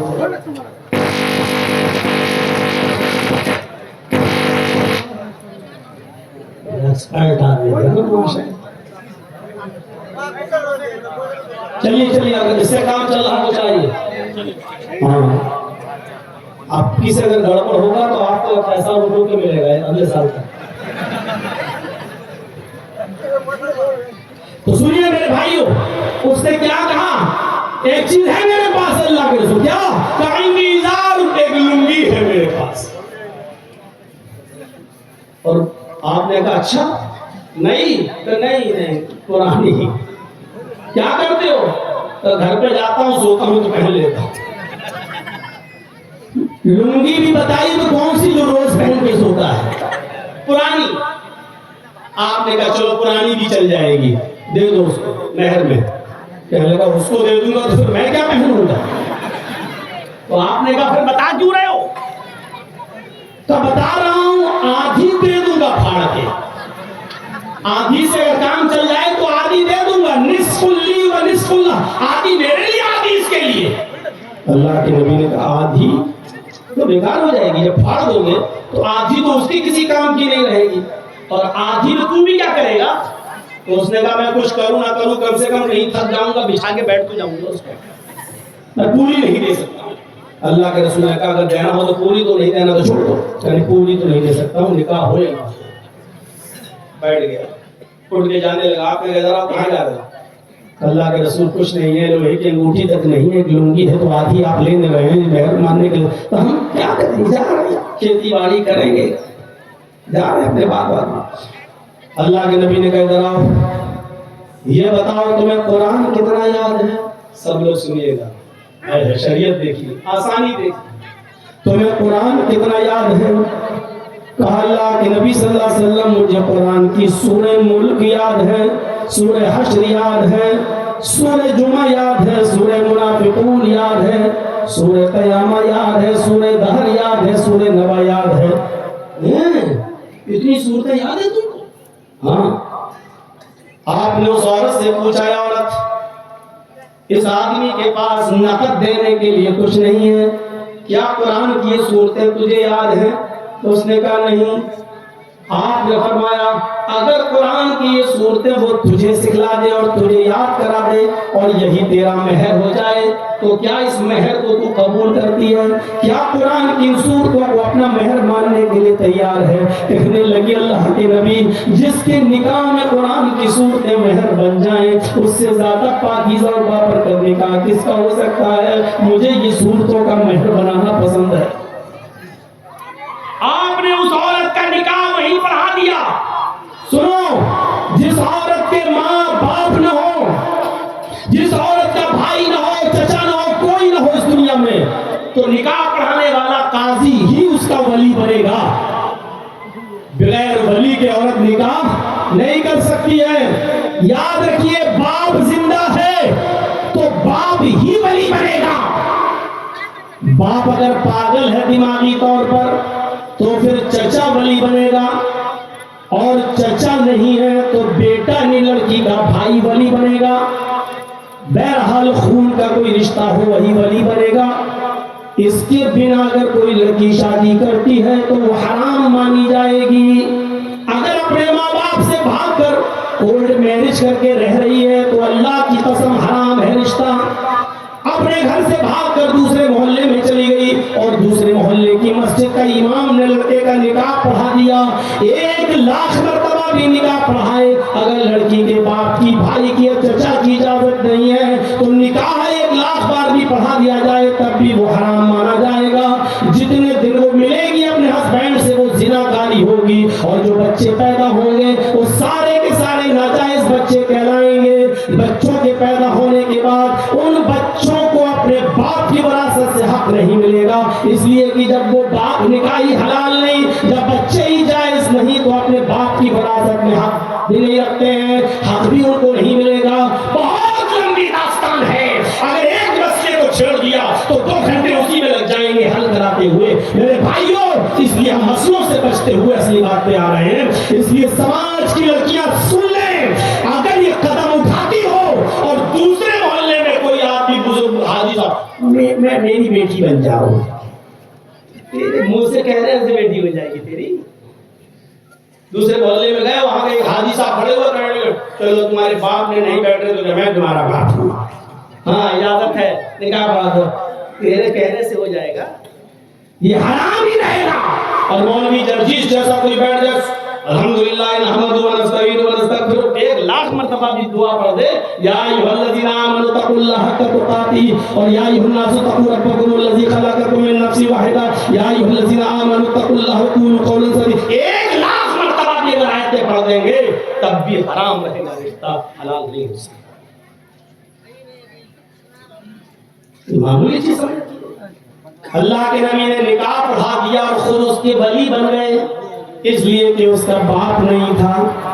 ہاں، ایک اور لڑکی ہے جو غیر مسلم ہے، اسلام لے آئی ہے اور اس کے ماں باپ نے اس کو گھر سے نکال دیا ہے، اس کے باپ تو ہیں، ماں تو ہے، بھائی تو ہے، چچا تو ہے، لیکن وہ اپنے گھر میں نہیں جا سکتی ہے اور اسلام کو چھوڑ بھی نہیں سکتی ہے۔ اب وہ کسی مسلم لڑکے سے شادی کرنا چاہ رہی ہے، ایسی صورت میں نکاح پڑھانے والا قاضی اس کا ولی بنے گا اور کہے گا کہ ہاں میں اجازت دے رہا ہوں، میں نکاح پڑھا رہا ہوں اور میں اس کا ولی ہوں، اس لیے کہ اب اس کے ماں باپ اس کا ولی بن نہیں سکتے اور یہ اسلام چھوڑ نہیں سکتی، اس لیے نکاح پڑھانے والا قاضی ولی بنے گا اور وہی اس کا نکاح پڑھا کر اس کی رخصتی بھی کر دے گا۔ یہ جائز ہے، یہ شرعاً ٹھیک ہے۔ تو میرے پیارے ساتھیوں، لیکن جس کا باپ ہے مسلم لڑکی اور باپ ہے، بھائی ہے، چچا ہے، اور وہ بھاگ گئی ہے اور دوسرے علاقے میں جا کر وہاں کسی کو اپنا باپ بنا کر شادی کرنا چاہتی ہے تو لاکھ کو گواہی دے اس کا نکاح جائز نہیں ہوگا، لاکھ مولانا کلمہ पढ़ ले, उसका निकाह जायज नहीं होगा। ये इस्लाम के अंदर संजीदगी है कि उसका निकाह हो गया, वो चली गई, कुरान की सूरतों को महर बना दिया गया है। ये संजीदगी देखिए, न बारात आई, न हल्दी मली गई, न उबटना मला गया, न सालियां आई अपने जीजा के हाथ में अंगूठी पहनाने के लिए, न देखने का कोई रस्म रवाज चला, न इधर से चोर आए न उधर से डाकू। चोर डाकू समझ रहे हो ना, बार बार नहीं बताऊंगा। तो मेरे भाइयों कुछ पता नहीं चला और रिश्ता हो गया, रिश्ता हो गया, शादी हो गई। अंदाजा लगाइए ये संजीदगी है, और इतनी सादगी के साथ निकाह हो जाने के बाद भी मेरे भाइयों आज 1400 साल के बाद इस शादी का तस्करा हो रहा है। आज इस शादी का तस्करा हो रहा है। अभी आपने उस तस्करा सुना, अडानी और अंबानी है, वो उसका जो लड़के का निकाह हुआ, शादी हुई, हजारों करोड़ रुपया, हजारों लाखों नहीं, हजारों करोड़ रुपया शादी पे खर्च हुआ। दुनिया की सबसे महंगी शादी, अडानी के लड़के की सबसे महंगी शादी, लेकिन 10 दिन चर्चे चले, 20 दिन चर्चे चले, 1 महीना चर्चा चला, और उसके बाद इस शादी को लोग भूल गए, चर्चे खत्म। लेकिन इस सादगी की शादी के तस्करे आज 1400 साल, 1500 साल के बाद इस शादी के तस्करे हो रहे हैं। मेरे भाइयों, संजीदगी के साथ निकाह करिए और उस निकाह को जायज बनाइए, खुराफातों से बचिए। जिस तरह ये 1 गिलास पानी है ना, 1 गिलास, अभी कोई बच्चा पेशाब कर रहा हो और अचानक एक पेशाब का कतरा इस गिलास पानी में आ जाए, इसमें 1 बूंद पेशाब किया जाए, तो क्या आप पानी पी लोगे? फेंक दोगे? अरे गिलास खोलो, पूरी बाल्टी है डोल, 1 पेशाब की बूंद उसमें चली जाए और आपकी नजर पड़ जाए तो आप उस पानी को फेंक देंगे। क्यों? 1 पेशाब के कतरे ने पूरी बाल्टी पानी को नापाक कर दिया है। अब आप उसको पीना दोबारा नहीं करेंगे। शादी सुन्नते रसूल है, ये पाकीज़ा रिश्ता है। एक भी शैतानी हरकत इस पूरे पाक साफ और शफाफ माहौल को गंदा कर देती है। एक भी डीजे बज गया, एक भी शादी में गाना बज गया, तो अब शक है कि वो रिश्ता हलाल माना जाएगा। किस बुनियाद पे कहोगे कि लड़का और लड़की जायज हलाल है, जब तुमने काम ही उसने हराम किया है? तो इस रिश्ते को हलाल का नाम कैसे दे सकते हो? मुस्लिम शरीफ की रिवायत तो यह है, अय्यम तफरिया बिही, गाना गाने वाला, गाना सुनने वाला, इन दोनों से बेहतर है वो आदमी जो अपनी लैट्रिन करके खुद खा जाए। अपनी लैट्रिन, अपनी गंदगी करते और चाट जाए, खा जाए, ये बेहतर है, अल्लाह के रसूल कहते हैं मेरी नजर में। लेकिन वो बेहतर नहीं है जो गंदे गाने गाए और सुने। लो जाओ यूट्यूब खोल के इंस्टाग्राम देखो और मालदा की लड़कियों का नाच और गाना सुनो, इंस्टाग्राम पे उनके डांस देखो, सर से उतरे हुए दुपट्टे देखो। ये शादी को पाकीज़ा माहौल दीजिए, पाकीज़ा माहौल। अब वो हाजी हज करने इसलिए नहीं जा रहा है, पैसा तो है, क्योंकि मेरे बेटी है, मेरा बेटा, अभी उसकी शादी कर देंगे तब जाएंगे। ये तुमने मुसीबत बोल ली है जहेज की, वरना इस्लाम के अंदर तो जहेज है ही नहीं। इस लड़की को निकाह करके ले गए, इस्लाम में है ही नहीं। मैं जिस इलाके से भी आ रहा हूं, बिहार से, चलता ही जब तक पल्सर यामा 5-6 लाख रुपए का चेक लड़के को न दो, शादी नहीं होती है। इन्ना ज़मन निकाही बरकतन आइसरुहा मऊनतन, अल्लाह के नबी कहते हैं सबसे ज्यादा पाकीज़ा निकाह और सबसे ज्यादा बाबरकत निकाह वो है जिस शादी के अंदर खर्चा सबसे कम हो, जिसके अंदर खर्चा सब नहीं हो, खर्चे का नाम ना हो, नहीं खर्चा नाम की कोई चीज ना हो। यही कलकत्ता की सरजमीन है मेरे भाइयों। आज से 25 साल पुराना वो मंजर उठाओ, लड़की के बाप का नाम सलीम, लड़की का नाम जमीला, उसकी बहन का नाम फातिमा। गुर्बत की वजह से शादी नहीं होती थी, जो आता था गुर्बत देकर रिश्ता कैंसिल कर दिया जाता था। एक जगह रिश्ता लग गया, گیا. شادی میں 1 مہینہ رہ گیا. لڑکے والے نے جہیز کی ایک لسٹ دے دی. سلیم صاحب کی آنکھوں میں آنسو آ گئے کہ میں اتنی جہیز کی اوقات نہیں ہے میری دینے کی. رشتہ ٹوٹ گیا اور اس لڑکے کا رشتہ ایک ایسی لڑکی کے ساتھ ہو گیا جو سرکاری نوکری کرتی تھی. جب سرکاری نوکری والی لڑکی اس کو ملی تو اس نے سلیم صاحب کی بیٹی سے رشتہ کینسل کر دیا. سلیم صاحب کی آنکھوں میں آنسو آ گئے, روتے رہے. لیکن ایک اور رشتہ 2-3 مہینے کے بعد مل گیا. اس نے یہ شرط لگا دی کہ مجھے 1 روپیہ بھی نہیں چاہیے, جو کپڑے پہنے ہوگی اسی کپڑے میں تم ودا کر دینا, مجھے 1 روپیہ بھی نہیں چاہیے. بغیر جہیز کی شادی ہم کریں گے اور شادی سنت رسول کے مطابق ہوگی. سلیم صاحب نے کہا ٹھیک ہے, پھر 1 مہینے کا ٹائم دو. ادھر سے لڑکے نے کہا جب شادی سنتی کے مطابق کرنا ہے مجھے آپ سے کچھ لینا نہیں ہے اور مجھے بھی کچھ دینا نہیں ہے, تو 1 مہینہ کیوں میں کل آ رہا ہوں اور کل ہی ودا کر دیجئے, رخصت کر دیجئے اور میں آپ کی بیٹی کو لے کر چلا ہوں. وہ لڑکا پہنچ جاتا ہے, نکاح ہو جاتا ہے. ولی کی ضرورت لڑکے کو نہیں پڑتی ہے, لڑکی کو پڑتی ہے. لڑکے کا ماں باپ کا اجازت دینا ضروری نہیں ہے کیونکہ لڑکا خود کفیل ہے, کھلانے پلانے کا ذمہ دار لڑکا ہے. لڑکے کو اپنے ماں باپ کی اجازت کی ضرورت نہیں ہے شریعت کے اندر. ہاں, لڑکی بغیر ماں باپ کی اجازت کے نکاح نہیں کر سکتی ہے.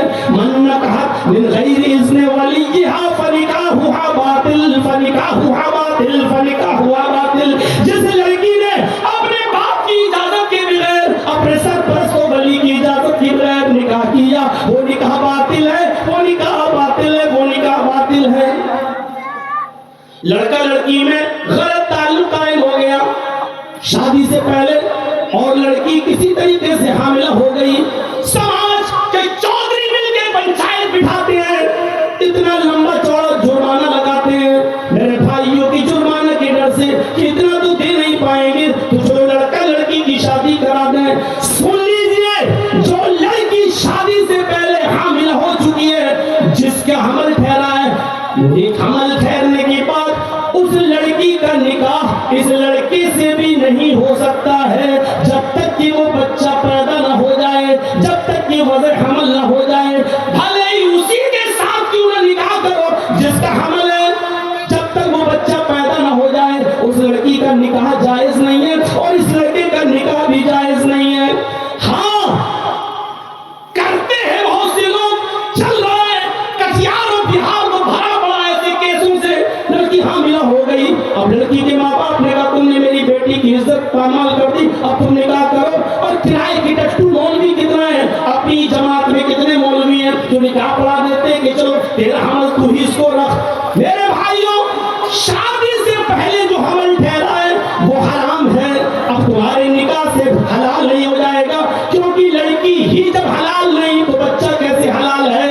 شادی اب ہوئی ہے تو بچہ تو شادی سے پہلے کا ٹھہرا ہوا ہے, نکاح تو تیرا اب ہوا ہے, تو اس بچے کو حلال کیسے کہا جائے گا. وہ بچہ جب پیدا ہوگا تو بھلے ہی تو اس کا باپ کیوں نہ بن جا, بھلے ہی اس کے اور ماں سے نکاح کیوں نہ کر لے, لیکن وہ بچہ اپنے باپ کی وراثت میں حق نہیں پائے گا. کیوں؟ اس لیے کہ وہ اس کا بچہ نکاح حلالی بچہ نہیں ہے. بہت سے قانون ہیں, ہم اس طرف ابھی نہیں جانا چاہتے ہیں. میرے پیارے ساتھیوں, ایک اشارے کے طور پر میں نے یہ بات آپ کے سامنے کر دی. سماج کے لوگوں بچو, آپ اس لڑکی کا شادی اس لڑکے سے حمل کی حالت میں نہیں کرا سکتے ہو جس کا حمل ٹھہر گیا. بھلے ہی اسی کا ہو, نکاح بھی اسی کے ساتھ ہو رہا ہو, لیکن چونکہ حمل ٹھہر گیا اور حالت حمل میں نکاح نہیں ہے جب تک کہ حمل وضع نہ ہو جائے اور حمل کو پیدا نہ ہو جائے, جب تک بچہ. اب بچہ پیدا ہو گیا, اب لڑکا, وہی لڑکا اس لڑکی سے شادی کر سکتا ہے, لیکن یہ بچہ اس کے باوجود بھی حلال نہیں مانا جائے گا. شرعاً کو اس بچے کو اس کے باپ کا نام بھی نہیں, بن لکھا جاتا نا, بن فلاں سنوف میں اس کا نام بھی نہیں لکھا جائے گا. شرعاً یہی ہے, لیکن سماج میں چل رہا ہے اب تو اس کو باپ بیٹے کا نام بھی دینا پڑتا ہے. اب سوال یہ ہے کہ جرسی صاحب اگر اس کو باپ کا نام کیا نہ دیں تو پھر وہ اپنا باپ کس کو ڈھونڈے گا, یہ ایک الگ مسئلہ ہے. اور اس پر اگر ہم نے بحث چھیڑ دی تو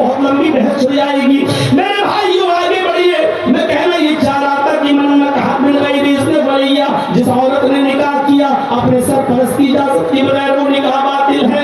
سلیم صاحب کے پاس وہ لڑکا آ گیا، نکاح ہو گیا، وہ اپنے ماں باپ بھی لایا تھا لیکن ماں باپ فرضی تھے۔ اس نے بھوپال سے اپنے ایک بوڑھے کو پیسہ دیا، ایک عورت کو پیسہ دیا، میاں بیوی دونوں بوڑھے، اور پیسہ دے کر ماں باپ بنا کر لے آیا۔ اس کے بعد وہ نکاح کے بعد اس لڑکی کو لے گیا جس کا نام جمیلہ تھا، اس لڑکی کو لے جاتا ہے۔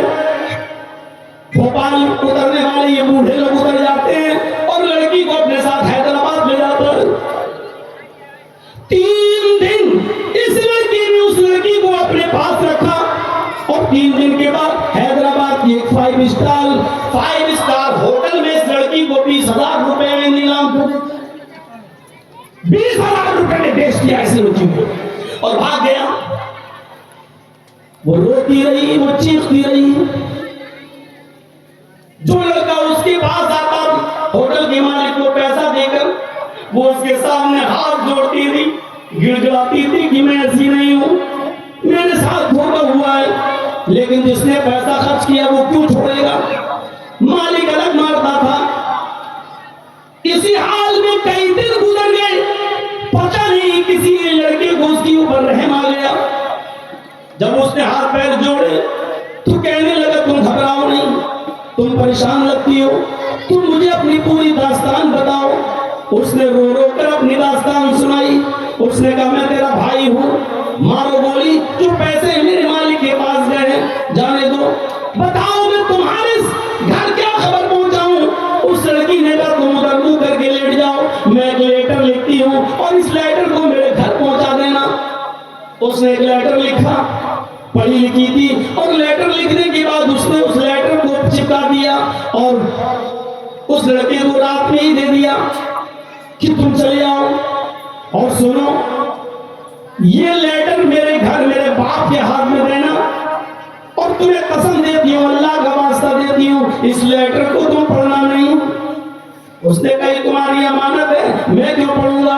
اس نے اس لیٹر کو پکڑا، رات ہی میں وہ نکل گیا، اور جو ٹرین کلکتہ سے حیدرآباد سے کلکتہ آنے والی تھی اسی ٹرین میں بیٹھ جاتا ہے۔ 2 دن کے بعد وہ کلکتہ اترتا ہے۔ ایڈریس اس کو لڑکی دے چکی تھی، وہ ایڈریس کے مطابق آتا ہے، اور گھر تلاش کر کے سلیم کے گھر پہنچ جاتا ہے۔ دروازے کو دستک دیتا ہے، سلیم صاحب دروازہ کھولتے ہیں، دروازے پر اجنبی آدمی کو دیکھتے ہیں۔ کہا کہ مجھے تمہاری بیٹی جمیلہ نے بھیجا ہے اور یہ لیٹر تمہیں دیا ہے۔ باپ کے چہرے پر مسکراہٹ آ گئی، میری بیٹی کا پہلا لیٹر آیا ہے۔ اس نے لڑکے کو اندر بلایا اور یہ خبر جب گھر کے لوگوں کو پتا چلی تو آس پاس کی سہیلیاں بھی آ گئیں، کہنے لگی لیٹر پڑھ کے سناؤ، جمیلہ کیا بتا رہی ہے، اس کی خیریت کیسی ہے، خوش تو ہے، ذرا بتاؤ تو صحیح، جانے کے بعد بھول گئی ہمیں۔ باپ نے لیٹر کھولا، ماں جمیلہ کی اسی کے پاس بیٹھی ہوئی ہے اور چھوٹی بہن فاطمہ بھی بیٹھی ہوئی ہے، محلے کی سہیلیاں بھی بیٹھی ہوئی ہیں، یہاں لیٹر پڑھا جا رہا ہے۔ پیارے ابو جان السلام علیکم، امید کہ آپ خیریت سے ہوں گے، میری خیریت اللہ کے حوالے۔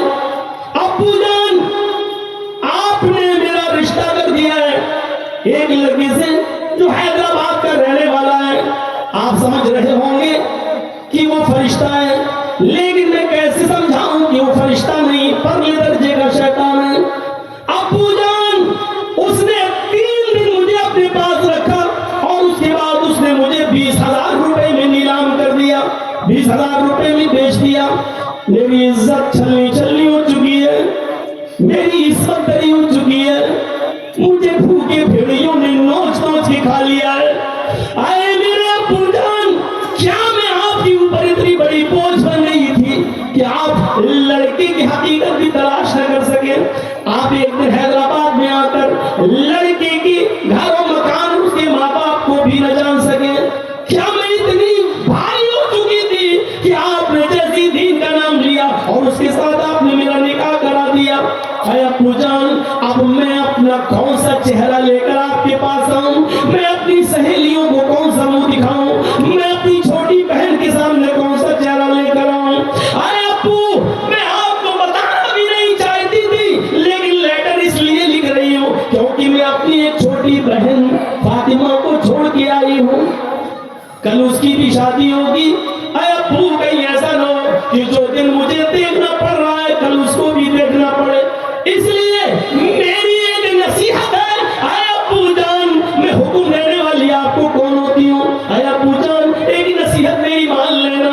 چھوٹی بہن فاطمہ کے لیے آج سے ہی محنت کرنا شروع کر دو اور اتنا مال کما لو, اتنا مال کما لو. آگے والے جملے جو بتانے میں مجھے بھی بڑی شرم آتی ہے, لیکن شرم کس بات کی ہے؟ اس نے لکھا اتنا کما لو, اتنا کما لو کہ جب میری بہن فاطمہ کا رشتہ کوئی لے کر آئے تو وہ کتا جتنی ہڈیاں مانگے اس کتے کے سامنے اتنی ہڈیاں ڈال دینا تاکہ میری بہن کو وہ دن نہ دیکھنا پڑے جو مجھے دیکھنا پڑ رہا ہے. اے ابو جان, اب میں اپنی ناپاک شکل اپنے گاؤں میں لے کر نہیں آنا چاہتی. آپ کی بہن, آپ کی بدنصیب بیٹی جو آپ کی نہیں, ہاں اس نے جملہ بھی لکھا تھا. اے ابو جان, صبح کا سورج نکلنے سے پہلے میں نے اپنا پھانس پھندا دوپٹہ پنکھے میں لٹکا رکھا ہے اور صبح کا سورج نکلنے سے پہلے آپ کی بیٹی دنیا چھوڑ چکی ہوگی. مجھے معلوم ہے کہ خودکشی حرام ہے, لیکن میرا اللہ جانتا ہے ایسی دلدل میں ایسی زندگی گزارنے سے بہتر میرا مر جانا ہے. اے ابو جان, آخر میں آپ کی بیٹی جمیلہ بدنصیب جو آپ کی ہو سکی اور اس نے ہمیشہ ہمیش کے لیے دم توڑ دیا, پھانسی کے پھندے پہ لٹک کر اس نے اپنی جان دے دی. کیا کہیں گے آپ؟ کون ذمہ دار ہے اس لڑکی کی خودکشی کا؟ سماج, سوسائٹی, جو سامان دکھا دکھا کر دیتے ہیں شادی کے موقع. غریب کی لڑکی جب شادی کے سامان کو دیکھتی ہے تو اس کی آہ نکلتی ہے, میرے ماں باپ اتنا سامان کہاں سے لائے؟ جتنی بھی لڑکیاں خودکشی کر کے جہیز نہ ہونے کی وجہ سے خودکشی کر رہی ہیں, ان لڑکیوں کے گناہ کے ساتھ ساتھ یہ گناہ ان امیروں کی کھوپڑی پہ بھی ڈالا جائے گا جو اپنی بیٹیوں کی شادی میں لمبا چوڑا جہیز دکھا دکھا. کہاں ہے حالات؟ اس حد تک پہنچ چکے ہیں میرے بھائی. میں مل چکا ہوں سلیم صاحب سے, میں اچھی طریقے سے جانتا ہوں یہ بات کا درد. پوچھو اس آدمی سے کیا گزرتی ہے. یہ تو واقعہ, اس واقعے کو بھی اپنے سامنے رکھیے. بہت بڑا ہندوستان کا شاعر جس کا نام تھا میر تقی میر.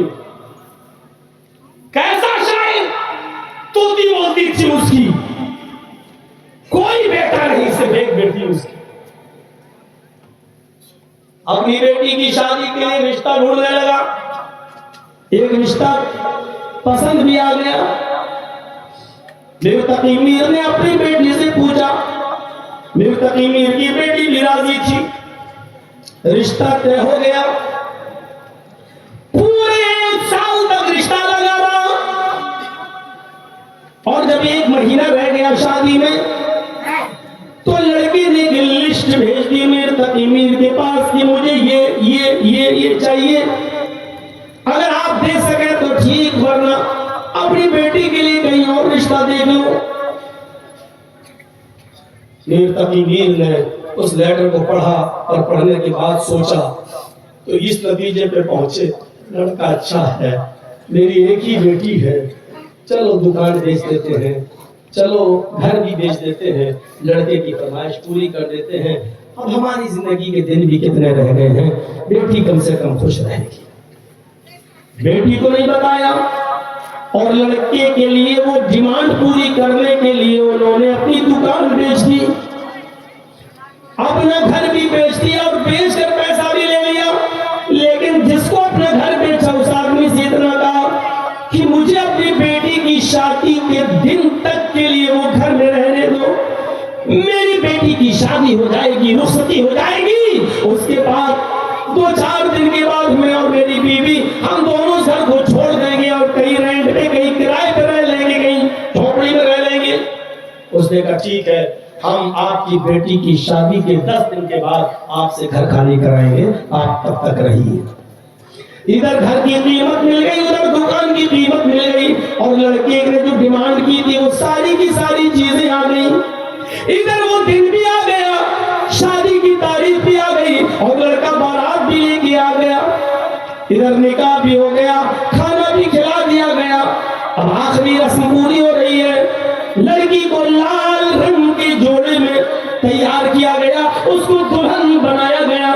میرے بھائیوں، جب وہ لڑکی دلہن بن کے تیار ہوتی ہے، اور جب لڑکے کی بہنیں اور لڑکے کی خالہ جب اس لڑکی کو دلہن بنا کر گاڑی میں بٹھانے کے لیے لے جا رہی ہے، تب لڑکی اپنے باپ، اس کا بھائی تو تھا ہی نہیں، نہ بہنیں اپنے باپ کے گلے سے چپک کر روتی ہے، کبھی اپنی ماں سے گلے سے چپک کر روتی ہے، اور جیسے ہی وہ اپنے باپ کے گلے سے چپک کر روئی، باپ نے کہا بیٹی اس میں رونے کی کیا بات ہے، تم تو اچھے گھر میں جا رہی ہو، آرام سے رہو گی، میری بیٹی تمہیں نیا گھر مبارک ہو، میری بیٹی تمہیں سسرال مبارک ہو، اب تم جاؤ، اور تمہاری یہ ماں ہے، یعنی لڑکے کی ماں، تمہاری ماں ابھی تمہیں لے کر گاڑی میں بیٹھے گی، یا لڑکے کی بہن تمہیں لے کر گاڑی میں بیٹھے گی، جاؤ اور سسرال کا خیال رکھنا، اپنے ساس سسر کا خیال رکھنا، شوہر کا خیال رکھنا۔ یہ کہہ کر اس نے اپنی بیٹی کو ودا کر دیا۔ روتے ہوئے اس نے اپنے باپ کے سینے سے اپنا سر ہٹایا، اور لڑکے کی بہن کے ساتھ یہ گاڑی میں بیٹھنے جانے لگی۔ اتنے میں اس کی ایک سہیلی آئی، وہ اپنی سہیلی کے گلے سے چپک کر رونے لگی۔ ہوتا ہے سہیلی، میری سہیلی، اب ہم اپنے سسرال جا رہے ہیں، تم یہاں رہو گی۔ وہ سہیلی اپنے گلے سے لگاتی ہے اور کان میں کہتی ہے، آئے میر تقی میر کی بیٹی، آئے میری دوست، آئے میری سہیلی، شادی تجھے آباد ہو، شادی تجھے مبارک ہو، تیرا گھر تو آباد ہو گیا لیکن تیرا باپ برباد ہو گیا۔ اس کے منہ سے بس اتنا نکلا، میری سہیلی تیرا گھر تو آباد ہو گیا لیکن تیرا باپ برباد ہو گیا۔ وہ الگ لے گئی روتے ہوئے، میری سہیلی تمہیں دوستی کا واسطہ، مجھے بتاؤ کیا ہوا۔ اس سہیلی نے روتے ہوئے بتایا، تمہیں نہیں پتا، تمہارے باپ کی دکان بک گئی، جس گھر میں تم پلی ہو بڑی ہو، پل بڑھ کر جوان ہوئی ہو، تمہارے جانے کے بعد 10 دن کے بعد یہ گھر بھی تمہارے باپ کو چھوڑا ہے۔ یہ سب کیسے ہے؟ کہا یہ لسٹ تمہارے شوہر نے شادی سے پہلے دی تھی، اور تمہارے باپ نے رشتہ اچھا سمجھ کر اس شرط کو قبول کر لیا، دکان بیچ دی، مکان بیچ دیا، صرف تیری خوشی تھی۔ ادھر جلدی سے وہ سہیلیاں آ گئی اور لڑکے کی بہنیں اور خالہ وغیرہ، اور کہا بیٹی چلو دیر ہو جائے گی، جلدی چلنا، اس کو اٹھا کر کار میں بٹھا دیا۔ 2 گھنٹے کا سفر، لڑکی سسرال پہنچ جاتی ہے۔ اب اس علاقے کی لڑکیاں دلہن کو دیکھنے آتی ہے، 2 گھنٹے وہاں نشان ستم بنی رہی۔ رات کا تقریباً 12-1 بج گیا، تب لڑکی کا کمرہ خالی کرایا گیا، اور پھر اس کے شوہر کو اپنی بیوی کے روم میں بھیجا گیا۔ جیسے وہ بیڈ پر بیٹھتا ہے لڑکا، اور اپنی بیوی کے سر سے اوڑھنی کو اتار کر اس کے بال کو پکڑنا چاہتا ہے، لڑکی اپنے شوہر کا ہاتھ کو ہٹا کر کہتی ہے، مجھے ٹینشن ہے، میرے سر میں درد ہے، آج تم ہم سے بالکل بات نہیں کرو، چلو تم یہاں سو جاؤ، مجھے بھی تھوڑا گھبراہٹ ہو رہی ہے۔ کہنے لگا کیا کہہ رہی ہو تم؟ آج کی رات ہر لڑکے اور لڑکی کو انتظار ہوتا ہے، یہ ارمانوں والی رات ہوتی ہے اور تم ایسا کہہ رہی ہو۔ اس نے سیدھے کہا سنو، تم نے مجھ سے پیار ہی کب کیا؟ تمہیں تو میرے باپ کی دولت سے پیار تھا، میرے باپ کی دکان بکوا دی، میرے باپ کا مکان بکوا دیا، اگر یہ بات مجھے 1 دن پہلے بھی معلوم ہو جاتی تو تیرے اس رشتے کو میں اپنی چپل کی نوک پہ ٹھکرا دیتی۔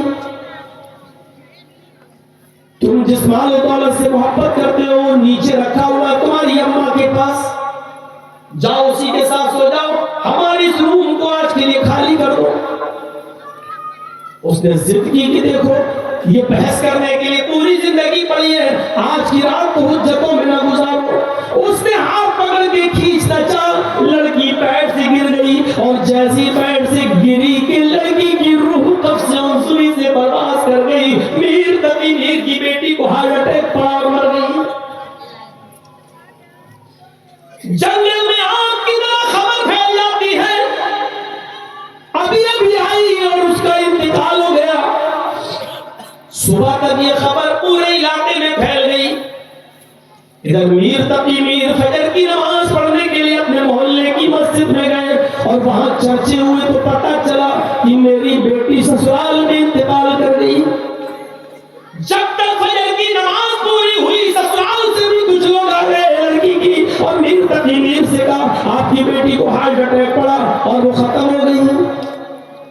میر تقی میر کی بیٹی نے اپنی بیوی کو سے بولا چلو بیٹی کا انتقال ہو گیا، تو پھر وہی سہیلی سامنے آئی، کہنے لگی میر تقی میر سے آپ کی بیٹی کو ہارٹ اٹیک نہیں پڑا، آپ کی بیٹی کو میں نے بتا دیا کہ تیرا گھر آباد ہو گیا، لیکن تیرا باپ برباد ہو گیا۔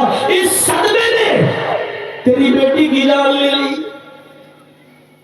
میر تقی میر اپنی بیوی کو لے کے جاتے ہیں، صبح کی 9 بج چکے ہیں، بیوی تو گھر کے اندر چلی گئی، میر تقی میر جا رہے ہیں، بیٹی کی سسرال توڑ کو روک دیا گیا، ابھی تمہاری بیٹی کو غسل دیا جا رہا ہے، ابھی تم اپنی بیٹی کو نہیں دیکھ سکتے۔ وہ باہر بیٹھ گئے، تھوڑی دیر کے بعد سفید رنگ کے کفن سے بیٹی کو لپیٹ دیا گیا، ناک میں کاٹن روئی لگا دی گئی، اور پھر میر تقی میر کو خبر دی گئی آئیے اپنی بیٹی کی لاش کو دیکھ لو۔ میر تقی میر جیسے ہی گھر کے اندر جاتے ہیں اور اپنی بیٹی کے چہرے پر نظر ڈالتے ہیں، روتے ہوئے میر تقی میر کا حال برا ہے، اپنی بیٹی کے کفن پر نظر ڈالتے ہیں، کہتے ہیں میری بیٹی میں نے تو لال رنگ کے کپڑے میں سرخ جوڑے میں تجھے رخصت کیا تھا، یہ سفید رنگ کا کفن تو میں نے تجھے نہیں دیا، یہ سفید رنگ کا کفن کہاں سے آیا؟ میر تقی میر کا داماد کہتا ہے تو کیا بولے چلے آ رہے ہو؟ اچھا تم تو شوہر ہو داماد ہو میرے، اچھا وہ لسٹ لاؤ کہاں ہے جو تم نے سامان مانگا تھا مجھ سے؟ اس نے کہا وہ لسٹ تو آپ ہی کے پاس ہے، ہم نے آپ ہی کو دی۔ میر تقی میر کہتے ہیں ہاں وہ تو مجھے دی تھی، تبھی تو میں نے انتظام کیا، جیب میں ہاتھ ڈالا، لسٹ نکالی، کہا میرے داماد اس میں کفن کہاں لکھا ہوا ہے؟ تم نے جو چیزیں مانگی تھی مجھ سے یہ کفن کہاں ہے؟ یہ تو میں نے تم نے نہیں لکھا تھا۔ آپ کو کیا ہو گیا ہے؟ کہا میں یہی تو جاننا چاہتا ہوں کہ تم کفن لکھنا کیوں بھول گئے تھے؟ سب کچھ تم نے مانگ لیا، صرف میری بیٹی کو تم نے کفن دیا، کاش ہی کفن بھی لکھ دیتے تاکہ میری بیٹی کے جسم پر وہی کفن ہوتا اور تیرے گھر کا کوئی چیز میری بیٹی کے سر پہ جسم پہ نہ ہوتی۔ کیا سمجھتے ہو تم اپنے آپ کو؟ میری بیٹی کو ہارٹ اٹیک پڑ سکتا ہے، ارے میری بیٹی کو تیرے جہیز کی لسٹ نے صدمے میں پہنچا کر اس کا ہارٹ فیل ہوا ہے، ہارٹ اٹیک ہوا ہے، اس دیوان نے کیا ہے۔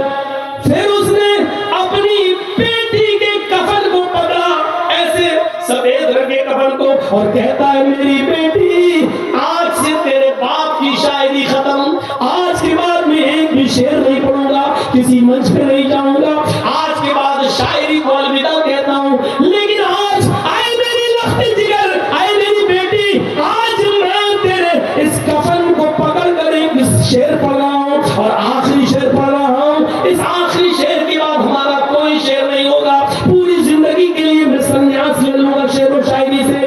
پھر میر تقی میر نے اپنی بیٹی کے کفن کو پکڑا اور پکڑ کر کہتا ہے اب آیا ہے خیال آرام جا اس نام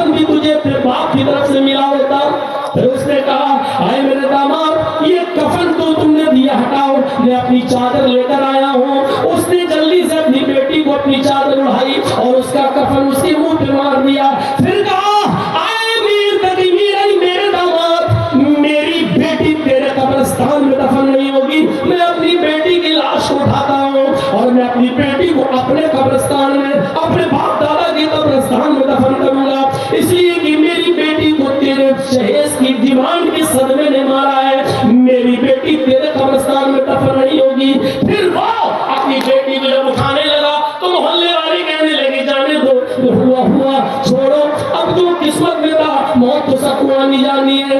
میر تقی میر نے محلے والوں کو لیکچر دیتے ہوئے کہا آج آ گئے ہو ہمیں سمجھانے کے لیے، جب اس نے کروڑوں روپے کی رشوت مانگی تھی، جہیز مانگی تھی، لسٹ دی تھی، اس وقت تم کہاں مر گئے؟ اس وقت لڑکے کو کیوں نہیں سمجھایا تھا کہ میر تقی میر کی بیٹی خوبصورت ہے، پڑھی لکھی ہے، بس اتنا کافی ہے۔